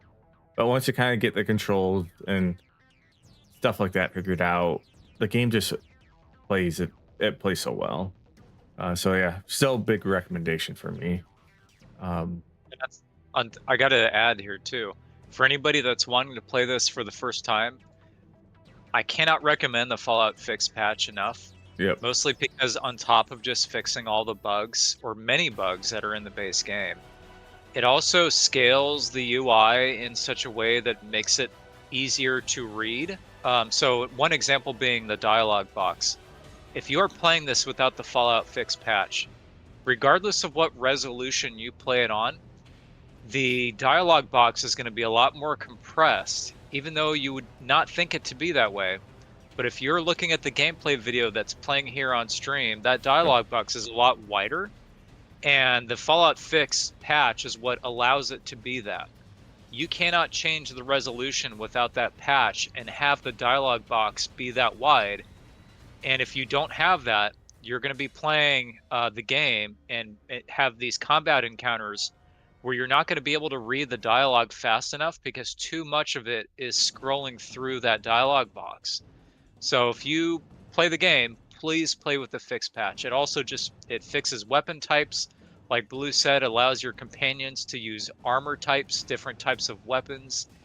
It's incredible. It does a lot for the game. And it fixes like a lot of very obvious bad bugs. Like the ammo types in original Fallout didn't do any different. They were meant to. Like AP is supposed to have armor piercing, but I believe AP in vanilla Fallout doesn't behave like AP. And the fix it patch fixes a lot of these intended. Yeah, they don't do anything. They're intended to be like a 20% bonus or a 50% bonus, but they all do flat damage. So it doesn't matter what type you use. And in a way, it's kind of bogging you down. So you're like, oh, cool, I'll bring AP and maybe just, regular ammo. And then you think, oh, I'm doing more damage against robots or more damage against, mutants or deathclaws or whatever. But they don't make a difference, which is kind of unfortunate. And this is the result of a very kind of an ingrained bug in the Fallout engine that can only be fixed with the Fallout Fix patch. Most patches don't have this ability because they don't get to the engine level of the game. So kind of crazy how deep it goes, but there's something like 1,000 bug fixes in the game. It's pretty extensive. And yeah, because Fallout 1 and 2 are both kind of rushed out the door. So unfortunately, they did have quite a bit of bugs and kind of a little bit of like content that didn't make it to the end. But when it comes to, I guess, Fallout in general, then, so I know for like a lot of people, 3 was my introduction. I went back and played the first, and then was a big fan of New Vegas. And I played kind of my opinion. I've said a lot if you've talked to me about games. Fallout 4 I think is a great game, but I think it's an awful Fallout game because I feel like when it got to 4, they kept moving more and more towards an FPS away from an RPG. And then the biggest thing though is they took out the role-playing aspect. Like you basically play like sarcastic man or woman, and that's a thing that was so fun, especially I think in 3 in New Vegas. And New Vegas, I think above all, where the dialogue options, your play style can vary so much. And like again, Fallout 1 and 2 have famously, if you go with 1 intelligence, all your dialogue is grunts, and then there's a character in Fallout 2 that only speaks in grunts. But then if I've heard about this story, but then if you talk to him and you have a speech of 1, he thinks you can understand him, and you can like get through like I think like a combat scene without fighting because you just speak in grunts back and forth, and he likes you because he thinks you're smart because he can understand you, and you get through the scene. But yeah, for me, I think it still is like Fallout New Vegas, I think is my favorite, especially when you mod that. I really need to play Fallout 2. I feel like Fallout 2 might like dethrone quite a bit of games because looking back, I still like Fallout 3, but I have a lot of issues with it. A lot of them were stuff New Vegas fixed. But if I had to, I'd probably say Fallout New Vegas 3 and 1 are kind of my top 3. I agree for the most part. I think I like Fallout 2 the best. But I think Fallout 3 is a pretty close runner up, because I remember like having played Fallout 2 and there not being a Fallout 3, and it being unlikely that there ever would be a Fallout 3, being very sad that that franchise would not continue. And the fact that like Bethesda picked it up and kept it going, I was super happy at that time. Well, I mean, I'm still super happy with it now, even if like Fallout 4 is moved further away. I think it's better that we get some Fallout than no Fallout at all. So, yeah, Fallout 2 and 3, I think, are up there. And I think Fallout, for me, I was just gonna say really quick too before Go I ahead. forget. I still think the one thing I will always curse Fallout 3 for doing, and it's actually not even Fallout 3's fault, but was the lazy, dumb comparisons people make in games. And like Fallout 3 is always like the one that stuck with me, and people would be like, what type of game is that? And people would be like, oh, it's Oblivion with guns. Mm. It's just like, Yeah. no, it's not. It's not even close. But like just how all the time in games now, it's like Call of Duty but with X. Yeah. I feel like that like It's to started. pigeonhole the entirety of all the Fallout lore and everything. I think that's the first time I started hearing that was like people describing Fallout 3 was like it's like X game with Y. Yeah. But sorry, Pixel, go ahead. Oh no, I was just gonna say, my early experience really was with Fallout 1, but it was so brief because I didn't own the game. My friend Nick did, and he was the one that I would always be playing a lot of these kind of RTS-based titles with. So he had it. I go to his house to play it, but I never really got too far with it. Fallout 3 is, I would say, for the most part, really where it got me into the Fallout franchise. And I still really do like 3 a lot. I know that it's not liked too well today. And I do know that it has a lot of problems. But I think that it has some of the best atmosphere in the entire franchise, and that a lot of that has to do with Jeremy Soul's music. I think that the feeling of navigating the wasteland and feeling isolated and alone in that world is so good. And unfortunately, I don't think that New Vegas was really able to capture that, even though I do think that New Vegas has much better characters and much better writing. I think the environment itself is kind of boring. So I'm a little bit mixed on, where I kind of fall. I like 1 a lot. I think it's incredibly important to the franchise. Obviously, it started the franchise. But as far as ranking them goes, it's so difficult for me because I haven't played 2.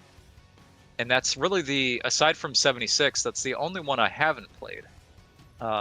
Even though I own it, I have the Fallout trilogy pack. So Fallout 1, 2, and Tactics. That's the only one that I haven't really tried. So I'm kind of due for it. But between the ones that I have played, which is Fallout 1, 3, New Vegas, and 4, I probably would say Fallout 1, and then 3, and then New Vegas, and then 4. And that might sound a little controversial because a lot of people really like New Vegas a lot.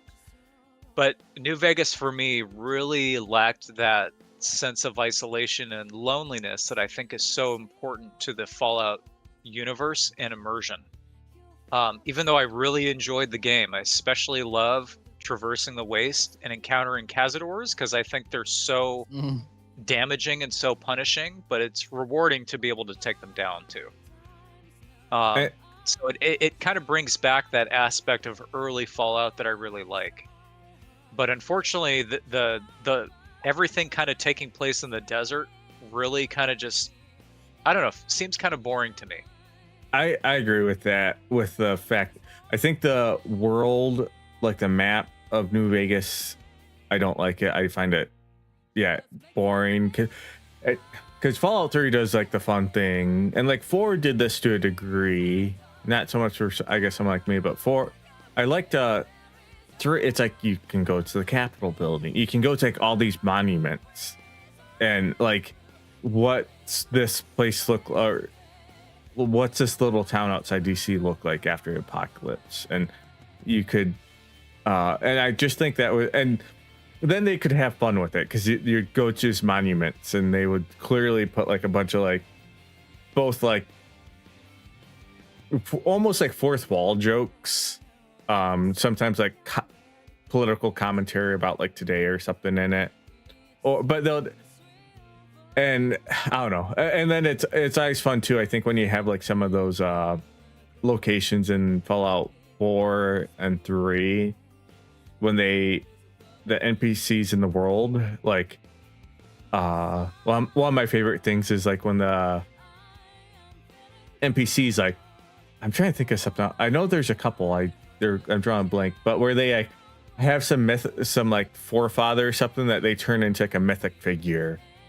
You have a little bit of it like with the Minutemen, but that's like not so much like a figure. They're just literally almost being like how Minutemen were. But when they almost like put reference on some old person because they had a museum after them they discovered, and it just makes, I think, exploring in the world more interesting. And I think 3 was like one of those games that was beloved, and that got like a bunch of people who backlash it. I think it's a bunch of old school Fallout fans, and there's a lot of merit to it. And 3 had a couple issues. It is Bethesda, so it was buggy as all hell, and half the stuff needed fans to like fix it or them to patch it. And then it famously, they had DLC that fixed it, but it was like one of the games like when you beat it, it just ended. So if you want to keep playing, you like couldn't actually finish like the main story. Right. But I believe one of the DLCs fixed it where you could then beat the game and then continue on. Broken Steel. Yep. So but 3 had a bunch of fun. It had some fun DLC too. I still love the Alien DLC where you get abducted. So, you know, it's so interesting because I think that Fallout 3's DLC is kind of okay, but I think that New Vegas has amazing DLC. Like, it has Old World Blues is so creative, like incredible for a Fallout expansion, because it's so different from New Vegas, and the things that they do to kind of introduce this like team of scientists and this like think tank of people that are trying to come up with these like really interesting solutions to the wasteland. So neat. So cool.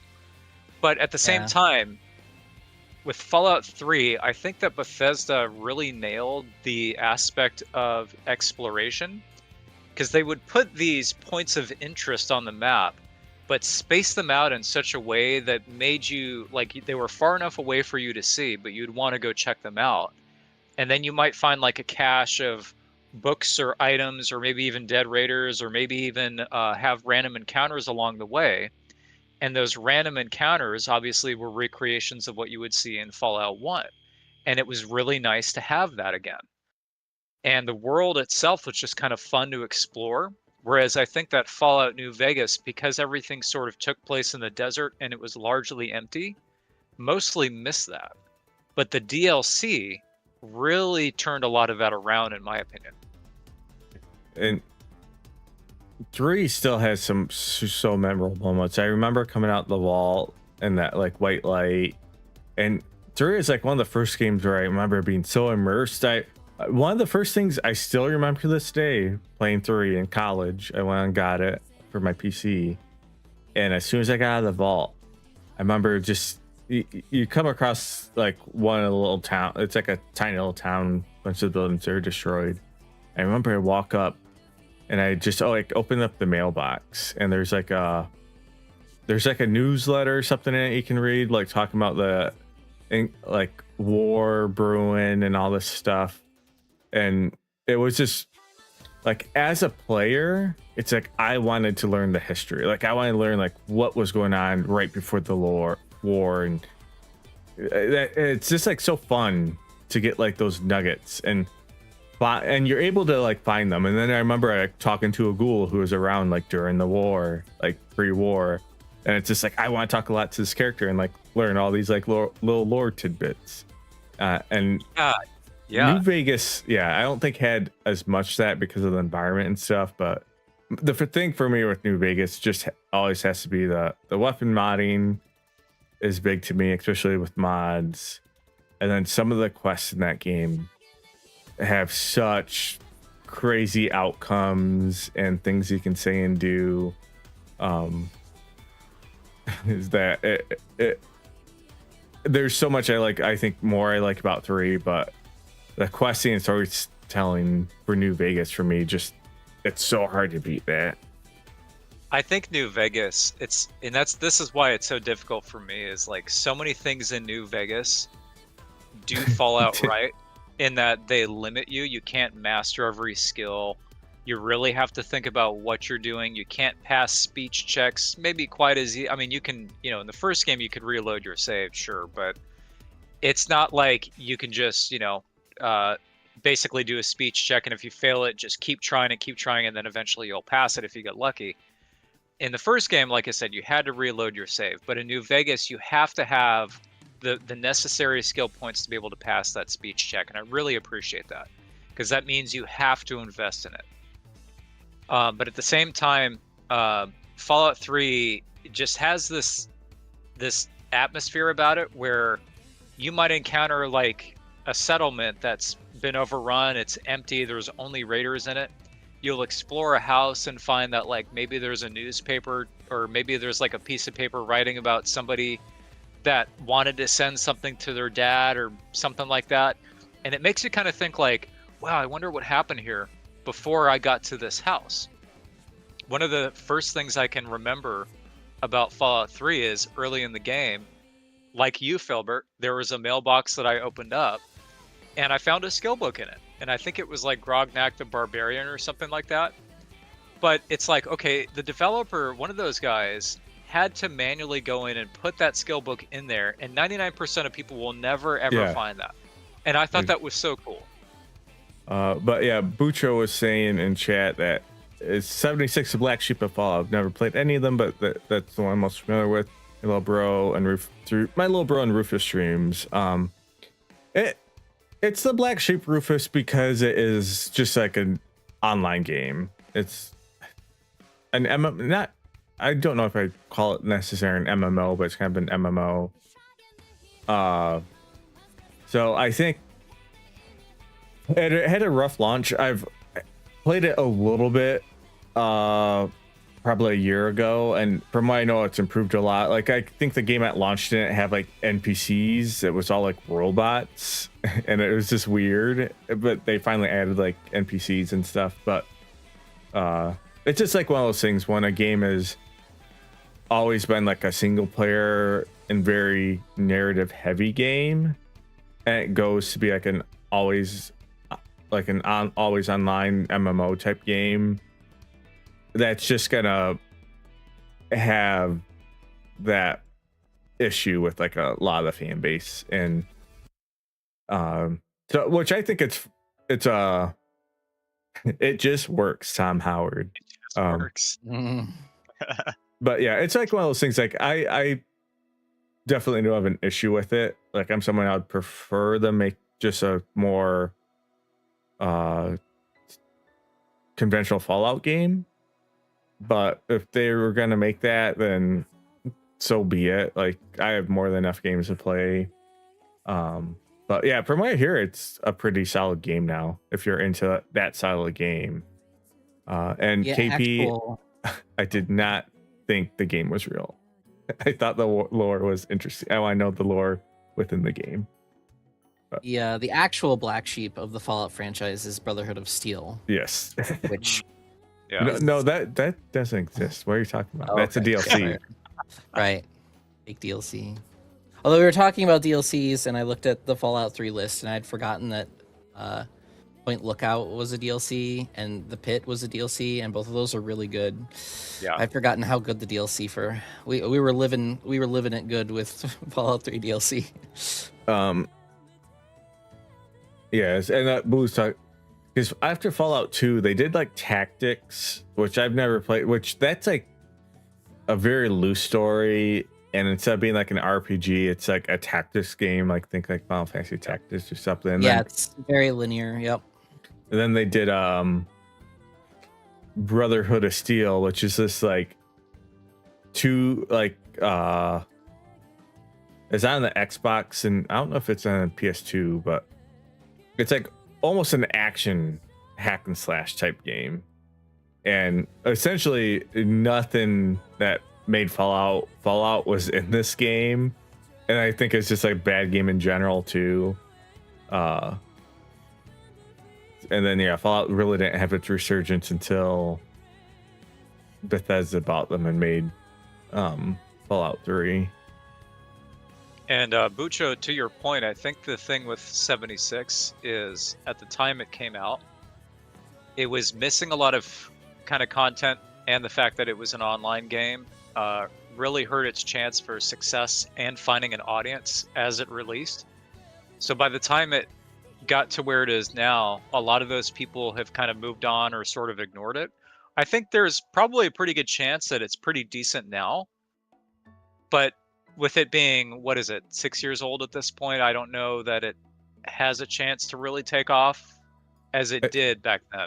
Yeah, I think it's had like a solid little like player base that stuck around, and I think, and it's also done some of those weird things where it's a buy once game, but then you can pay for like a premium.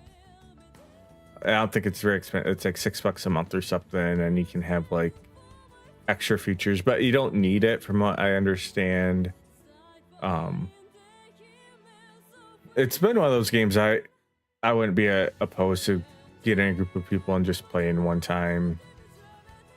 I mostly skipped it at launch just because I didn't hear the best things about it, and that was like peak Tom Howard kind of being a nub. Where it's just like, I don't want to give Tom Howard a freaking dime. It's kind of rough because if you know Todd Howard's background, you know that he really wants to, I said this earlier, but he really wants to simplify a lot of the RPGs that Bethesda makes. So he feels that RPGs and skill trees are kind of not needed or not necessary. So he wants to kind of streamline that for people. And he feels that the best way in doing that is simplifying your skills and abilities into kind of like 3 core sort of trees for the most part. And you started to see this with Oblivion shrinking a lot of what Morrowind had, and then Skyrim shrinking that even more. Yeah. And he's like one of those guys, I think he has like some good ideas. I do think he wants to make like good games, but it's like the issue where, and this is where people can get sometimes too toxic about this, but he's trying to make such a wide common denominator for accessibility, and people come in and play these games. It guts a lot of the game. Like it starts to gut depth. It starts to harm like lore and creativity within the game, because you're just making it so accessible that someone can pick up and play it without ever needing a reference manual or care about like a button combination that takes more than 2 clicks. And it's like when you start to do that, not to say you can't have a good game, but you can't have a Fallout game, because a Fallout, at least in my opinion, a Fallout game inherently is going to have depth, complexity, morality, and you're going to be able to role play in it. And I feel like a lot of his style takes a lot of that away. So hopefully, though, I haven't heard any are there rumblings or even anything confirmed about what's next in the Fallout? They gotta be working like with the show in season 2. I watched most of season 1. The TV show on Amazon I thought was good. I enjoy it. It's like one of those shows like me and the wife watched like the first like 4 episodes. We really enjoyed it, but we just like never put it back on. And it's like one of those like, oh, we need to go back and watch it. But I know that's been super successful, so they gotta be working on something Fallout, I would imagine. I think they. My understanding is they greenlit Fallout 5, whatever they call Well, that. But yeah, Shadow was saying a Fallout 3 remake was rumored. That's right. Oh, I've kept hearing right. rumblings of that. That would be good, especially if it's like Oblivion, where it's essentially the same game, but they throw the Unreal facelift on it and maybe a few quality things in it. I think, especially hold you over until if you're seeing Blue, like there is rumors they're working on Fallout 5. yeah, I think it's down the line. I think they say it's like after they do the next Elder Scrolls game. Which that's right around the corner, right? They announced that 7-8 years ago, so Right. that should be ready. You're right. Did you guys see the news on that? That I think it was a few months ago. Todd Howard said, "Okay, we just started production," Yep. and that was just a few months ago. And I'm like, "But you announced the trailer like in 2018." You're like, Yeah, "What?" he's like, because I see that, and he's like, yeah, I kind of regret that we ever did that. And it's like, I'm one of those people too. Like, I can have patience. Like, I'm not someone who, like I know some people like don't like trailers or like, but I'm fine. Like, if you announce a game that's gonna come out within like 2 years, it's like that's cool. Like, build some hype. I like seeing like a little bit of a drip feed if it's a game I'm really into. And but so I'm not someone that complains like when stuff's like announced and it's like coming next year or something.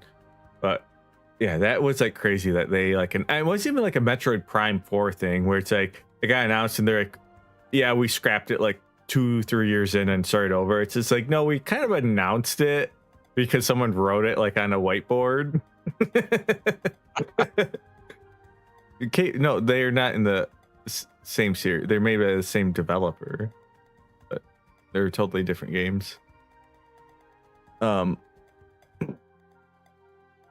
yeah, I think a Fallout 3 remake would be really cool because I think Oblivion's combat has actually held up better than Fallout 3's combat has, and I don't know if it has to do with the way that gun control feels, but because if you rely on VATS, it's fine.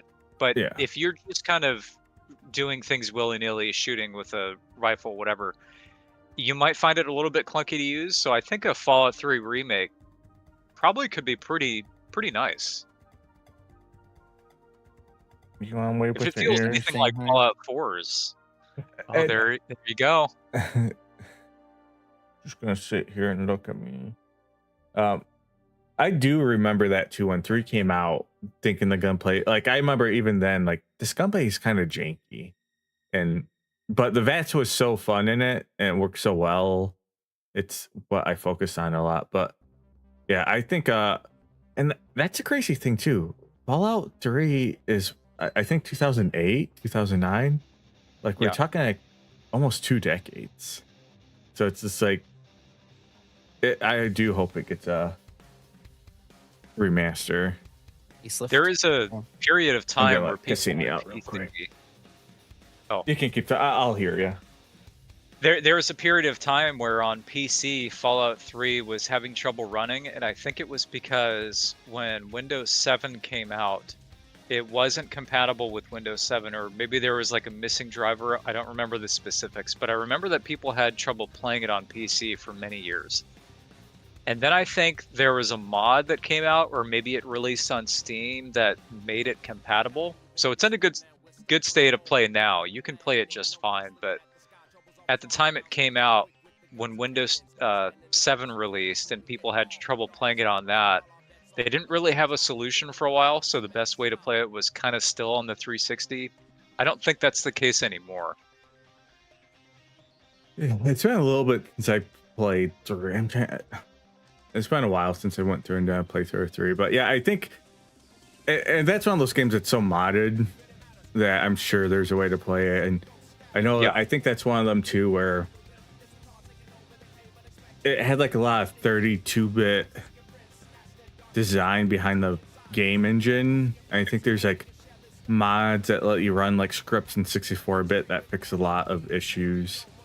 Yeah, you can use a large address aware patch to kind of get around the 32-bit limitations. But yeah. Yeah, I forget how KP, I forget how Bethesda works. They have a couple, well, they publish a lot. And then as far as developing, I don't know how many studios Bethesda actually has in-house. I feel like they always kind of have 2 games they're working on, they're staggered. They usually have like one that's like coming out and the other one's like on the background once the one releases. Because for Bethesda for a long time, it's like usually like every 2 years we usually get like a Bethesda game. Last one was Starfield. I'm trying to think if there's anything. Is it like 2 years? I well, guess you're kind of right. I think was 2013 or 14. But yeah, if we look through their history. Last one that Bethesda made was the Indiana Jones game, which I played and was good. In yeah. case anybody likes puzzler or adventure games, but and that was 2024, I believe. Oh yeah, it's been a couple of years, so we're probably due for another Bethesda game of some kind. So yeah, Starfield's 23. 70. Well, then they had the Blades, which was free to play. Then yeah, 76. They did the VR, so I guess they have been lacking. But Bethesda has definitely turned into much more of a publishing house than a developer house. Yeah, you're right. They had Indiana Jones, Starfield, Redfall, Hi-Fi Rush, Ghostwire Tokyo, Deathloop. And then there is this kind of 4-year gap between Deathloop and Prey.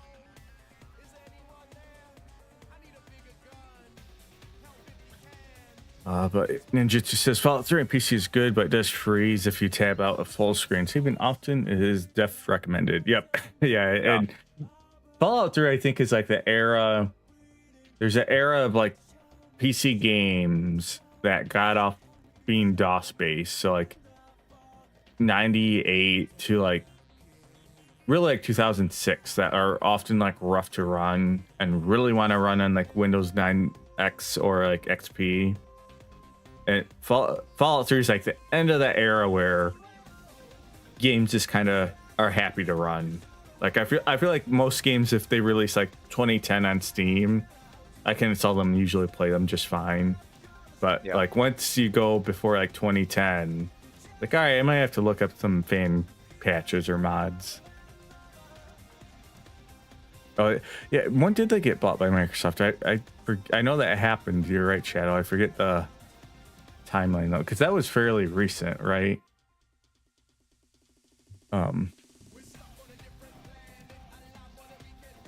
September of 2020. So a little bit longer than 7.5 billion in September of 2020. That's crazy. And hopefully, I mean, Microsoft is trying to re-inject into their Xbox with the new CEO and really get the Xbox line going, which is good for the industry. We need it. We kind of, when people talk about this generation being a little bit flat or not as exciting, a lot of it's because Microsoft kind of has been dead. No, well, not really, but Microsoft has not been what they were for like a decade now. And when you essentially have at least with console, just Nintendo and Sony, and they're almost like 2 different markets for a lot of people. But I am very curious if Asha Sharma is going to be able to turn things around for Xbox, because they are pivoting the company back to an exclusive type of environment where they're trying to incentivize people to, or I should say that incentivize their studios to develop games and exclusively make them for the Xbox. on top of the fact that they have lowered the price for the Xbox and have changed the logo back to an older style logo. So things are changing since Phil Spencer left. But whether or not they actually change, we'll see how that goes.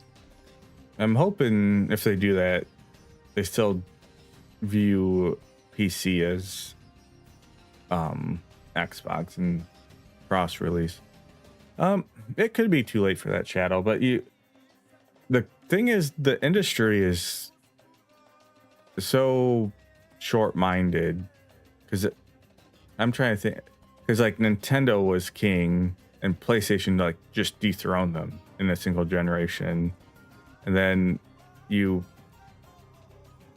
even had success as the PS2 was, like the 360 era, Xbox like was kind of king and took over for, and then they quickly lost it. And I feel like so much of the industry is so much, if one company slips up a little bit and the other big player steps in. I mean, even Switch, like the Wii U was like a colossal failure for Nintendo, and then they come out with the Switch and become like, again, one of the best selling consoles forever. I just think it's just one of those things where if you make the right moves and the other big competitors slip up, you can take so much of the market back. But yeah, Shadow, I do think that you're true. You're right about that. They have been slipping up for a while, but I think that there is potential for things to turn around, because if Microsoft, I mean, here's the thing, right? They have Game Pass, and people are used to paying for a Game Pass, so they're used to getting what they've been paying for a number of years, and really basically just doing it a fraction of what they normally spend on games. But if they really want to create an environment where they want to incentivize people to purchase their consoles and their games, they have a chance to do it. But the environment is also very different now versus what it was in 2013, and especially since the 360 era.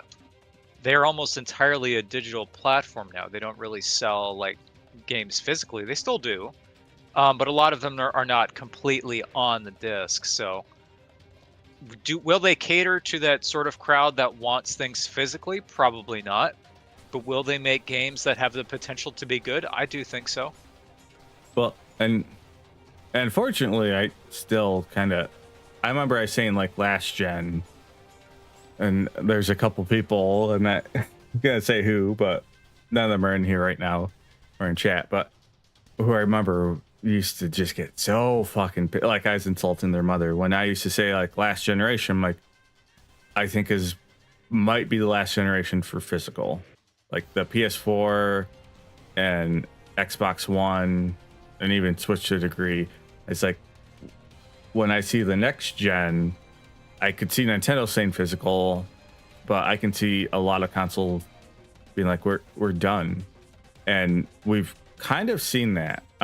Like so many games now are not on the disc, and then we have, I believe, a lot of the digital only versions of consoles sell out or sell more than disc versions, and it's just unfortunately I think it's just the nature of the industry. And I'm someone, I still like have a bunch of old PC games and stuff behind me, and I do think there's always going to be a niche. I think it's been shown there's enough people who love physical that stuff like limited run games is going to be doing stuff to keep physical alive.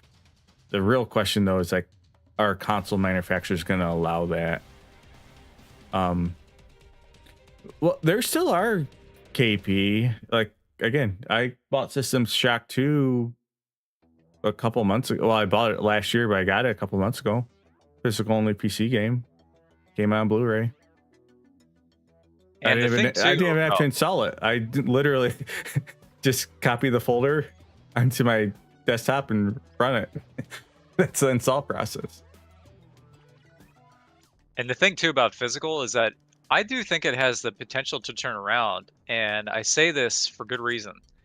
If anybody has been paying attention to what's going on in the movie making industry, specifically with 4K physical format discs, the amount of studios and boutique labels that have cropped up as a result of 4K demand is pretty insane. And this is in an era of streaming where you can sign up for as many services as you want and largely find mostly what you want. Not everything, but a lot.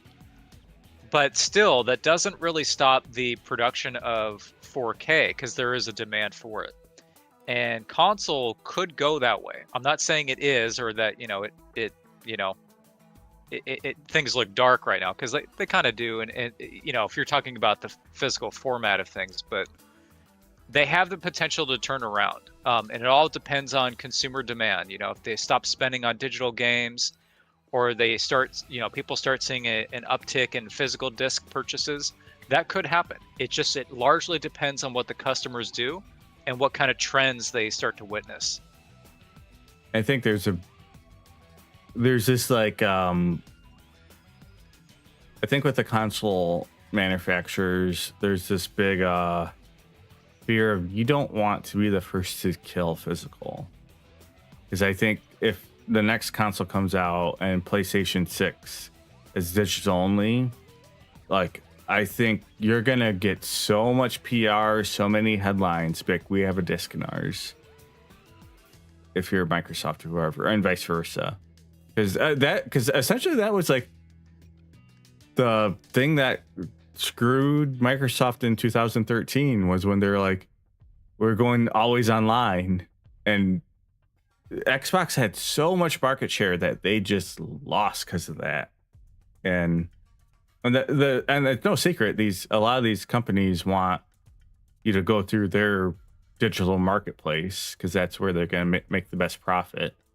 But we'll see. That's a good point, Filbert, because it's a good PR opportunity.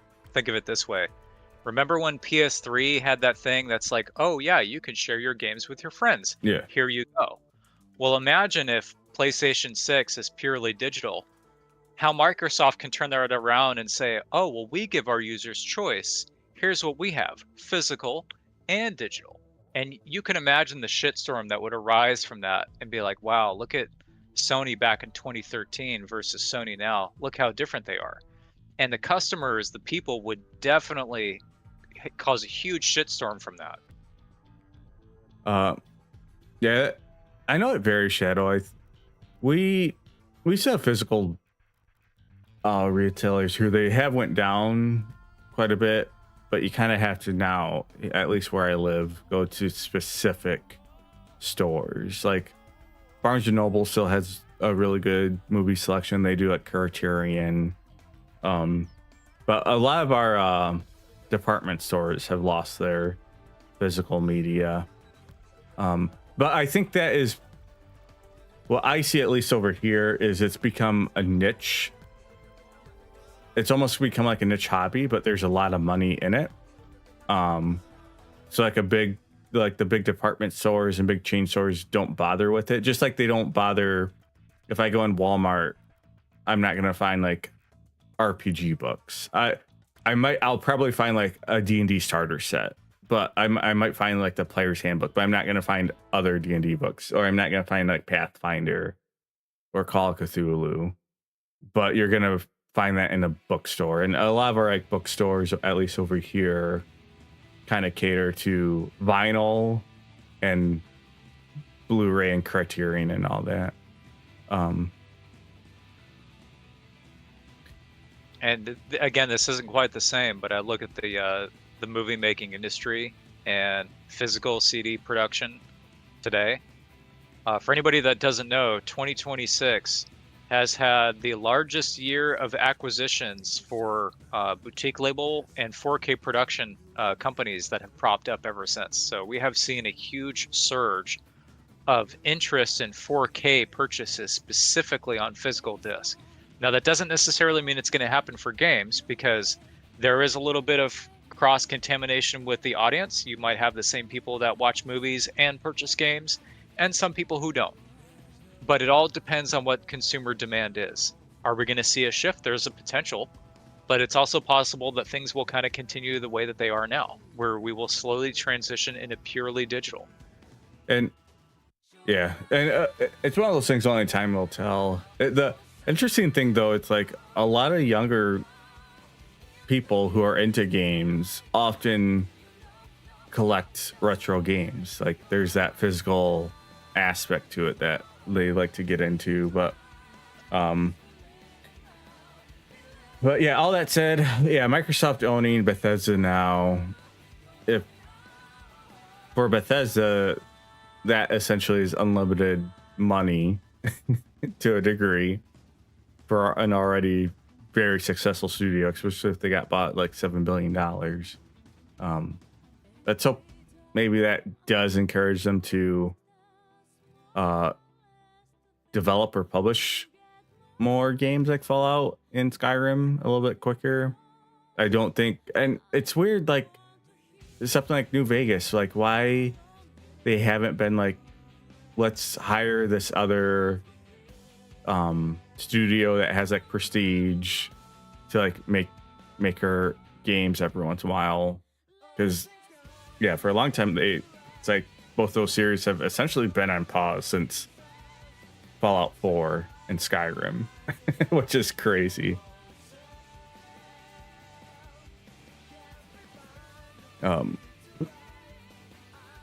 That's true, Shadow, but that doesn't necessarily mean that they're not given creative license to do what they want. They own the studio, but that studio has free reign to design their games as they see fit and get funding from Microsoft at the same time. Yeah, and it's gonna vary on like their contract because but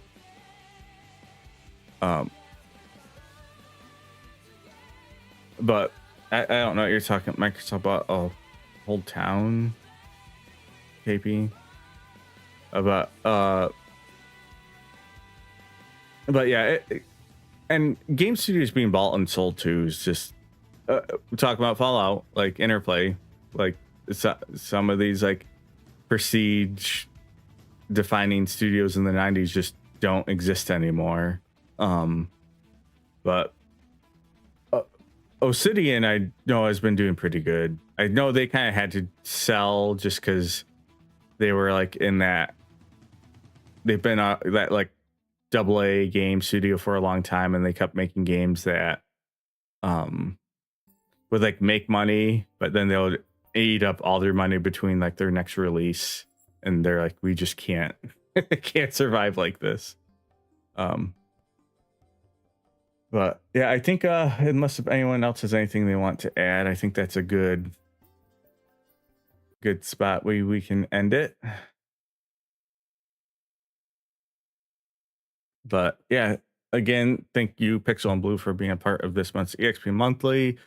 For June, our game this month is Star Fox. So kind of a mix of both Star Fox 64, and the new game comes out the 25th, which I'll play and beat, which is a remake of Star Fox 64. Talk about remakes. And then we get into Expedition 33. That will be our game for 2 months to give us extra time to play it. And excuse me, I'll have to talk to you, Shadow, about what game you want to pick for the September, so I can get that on the lineup. But yeah. Gothic, Shadow. Gothic 2. But all right, everyone. Everyone in chat, thanks for tuning in. Again, Blue, Pixel, thanks for hosting this with me as always. Happy to assist. It's fun. Absolutely. Fallout was an amazing experience, and it's so fun to be able to go back to, and I think it's just so easily replayable. So this was an awesome opportunity. All right, and it does have me itching. I got Fallout 2 now up there on my list to play. I got to get that done sooner than later. But that's going to be it for this episode of EXP Monthly, and I'll catch you all next time.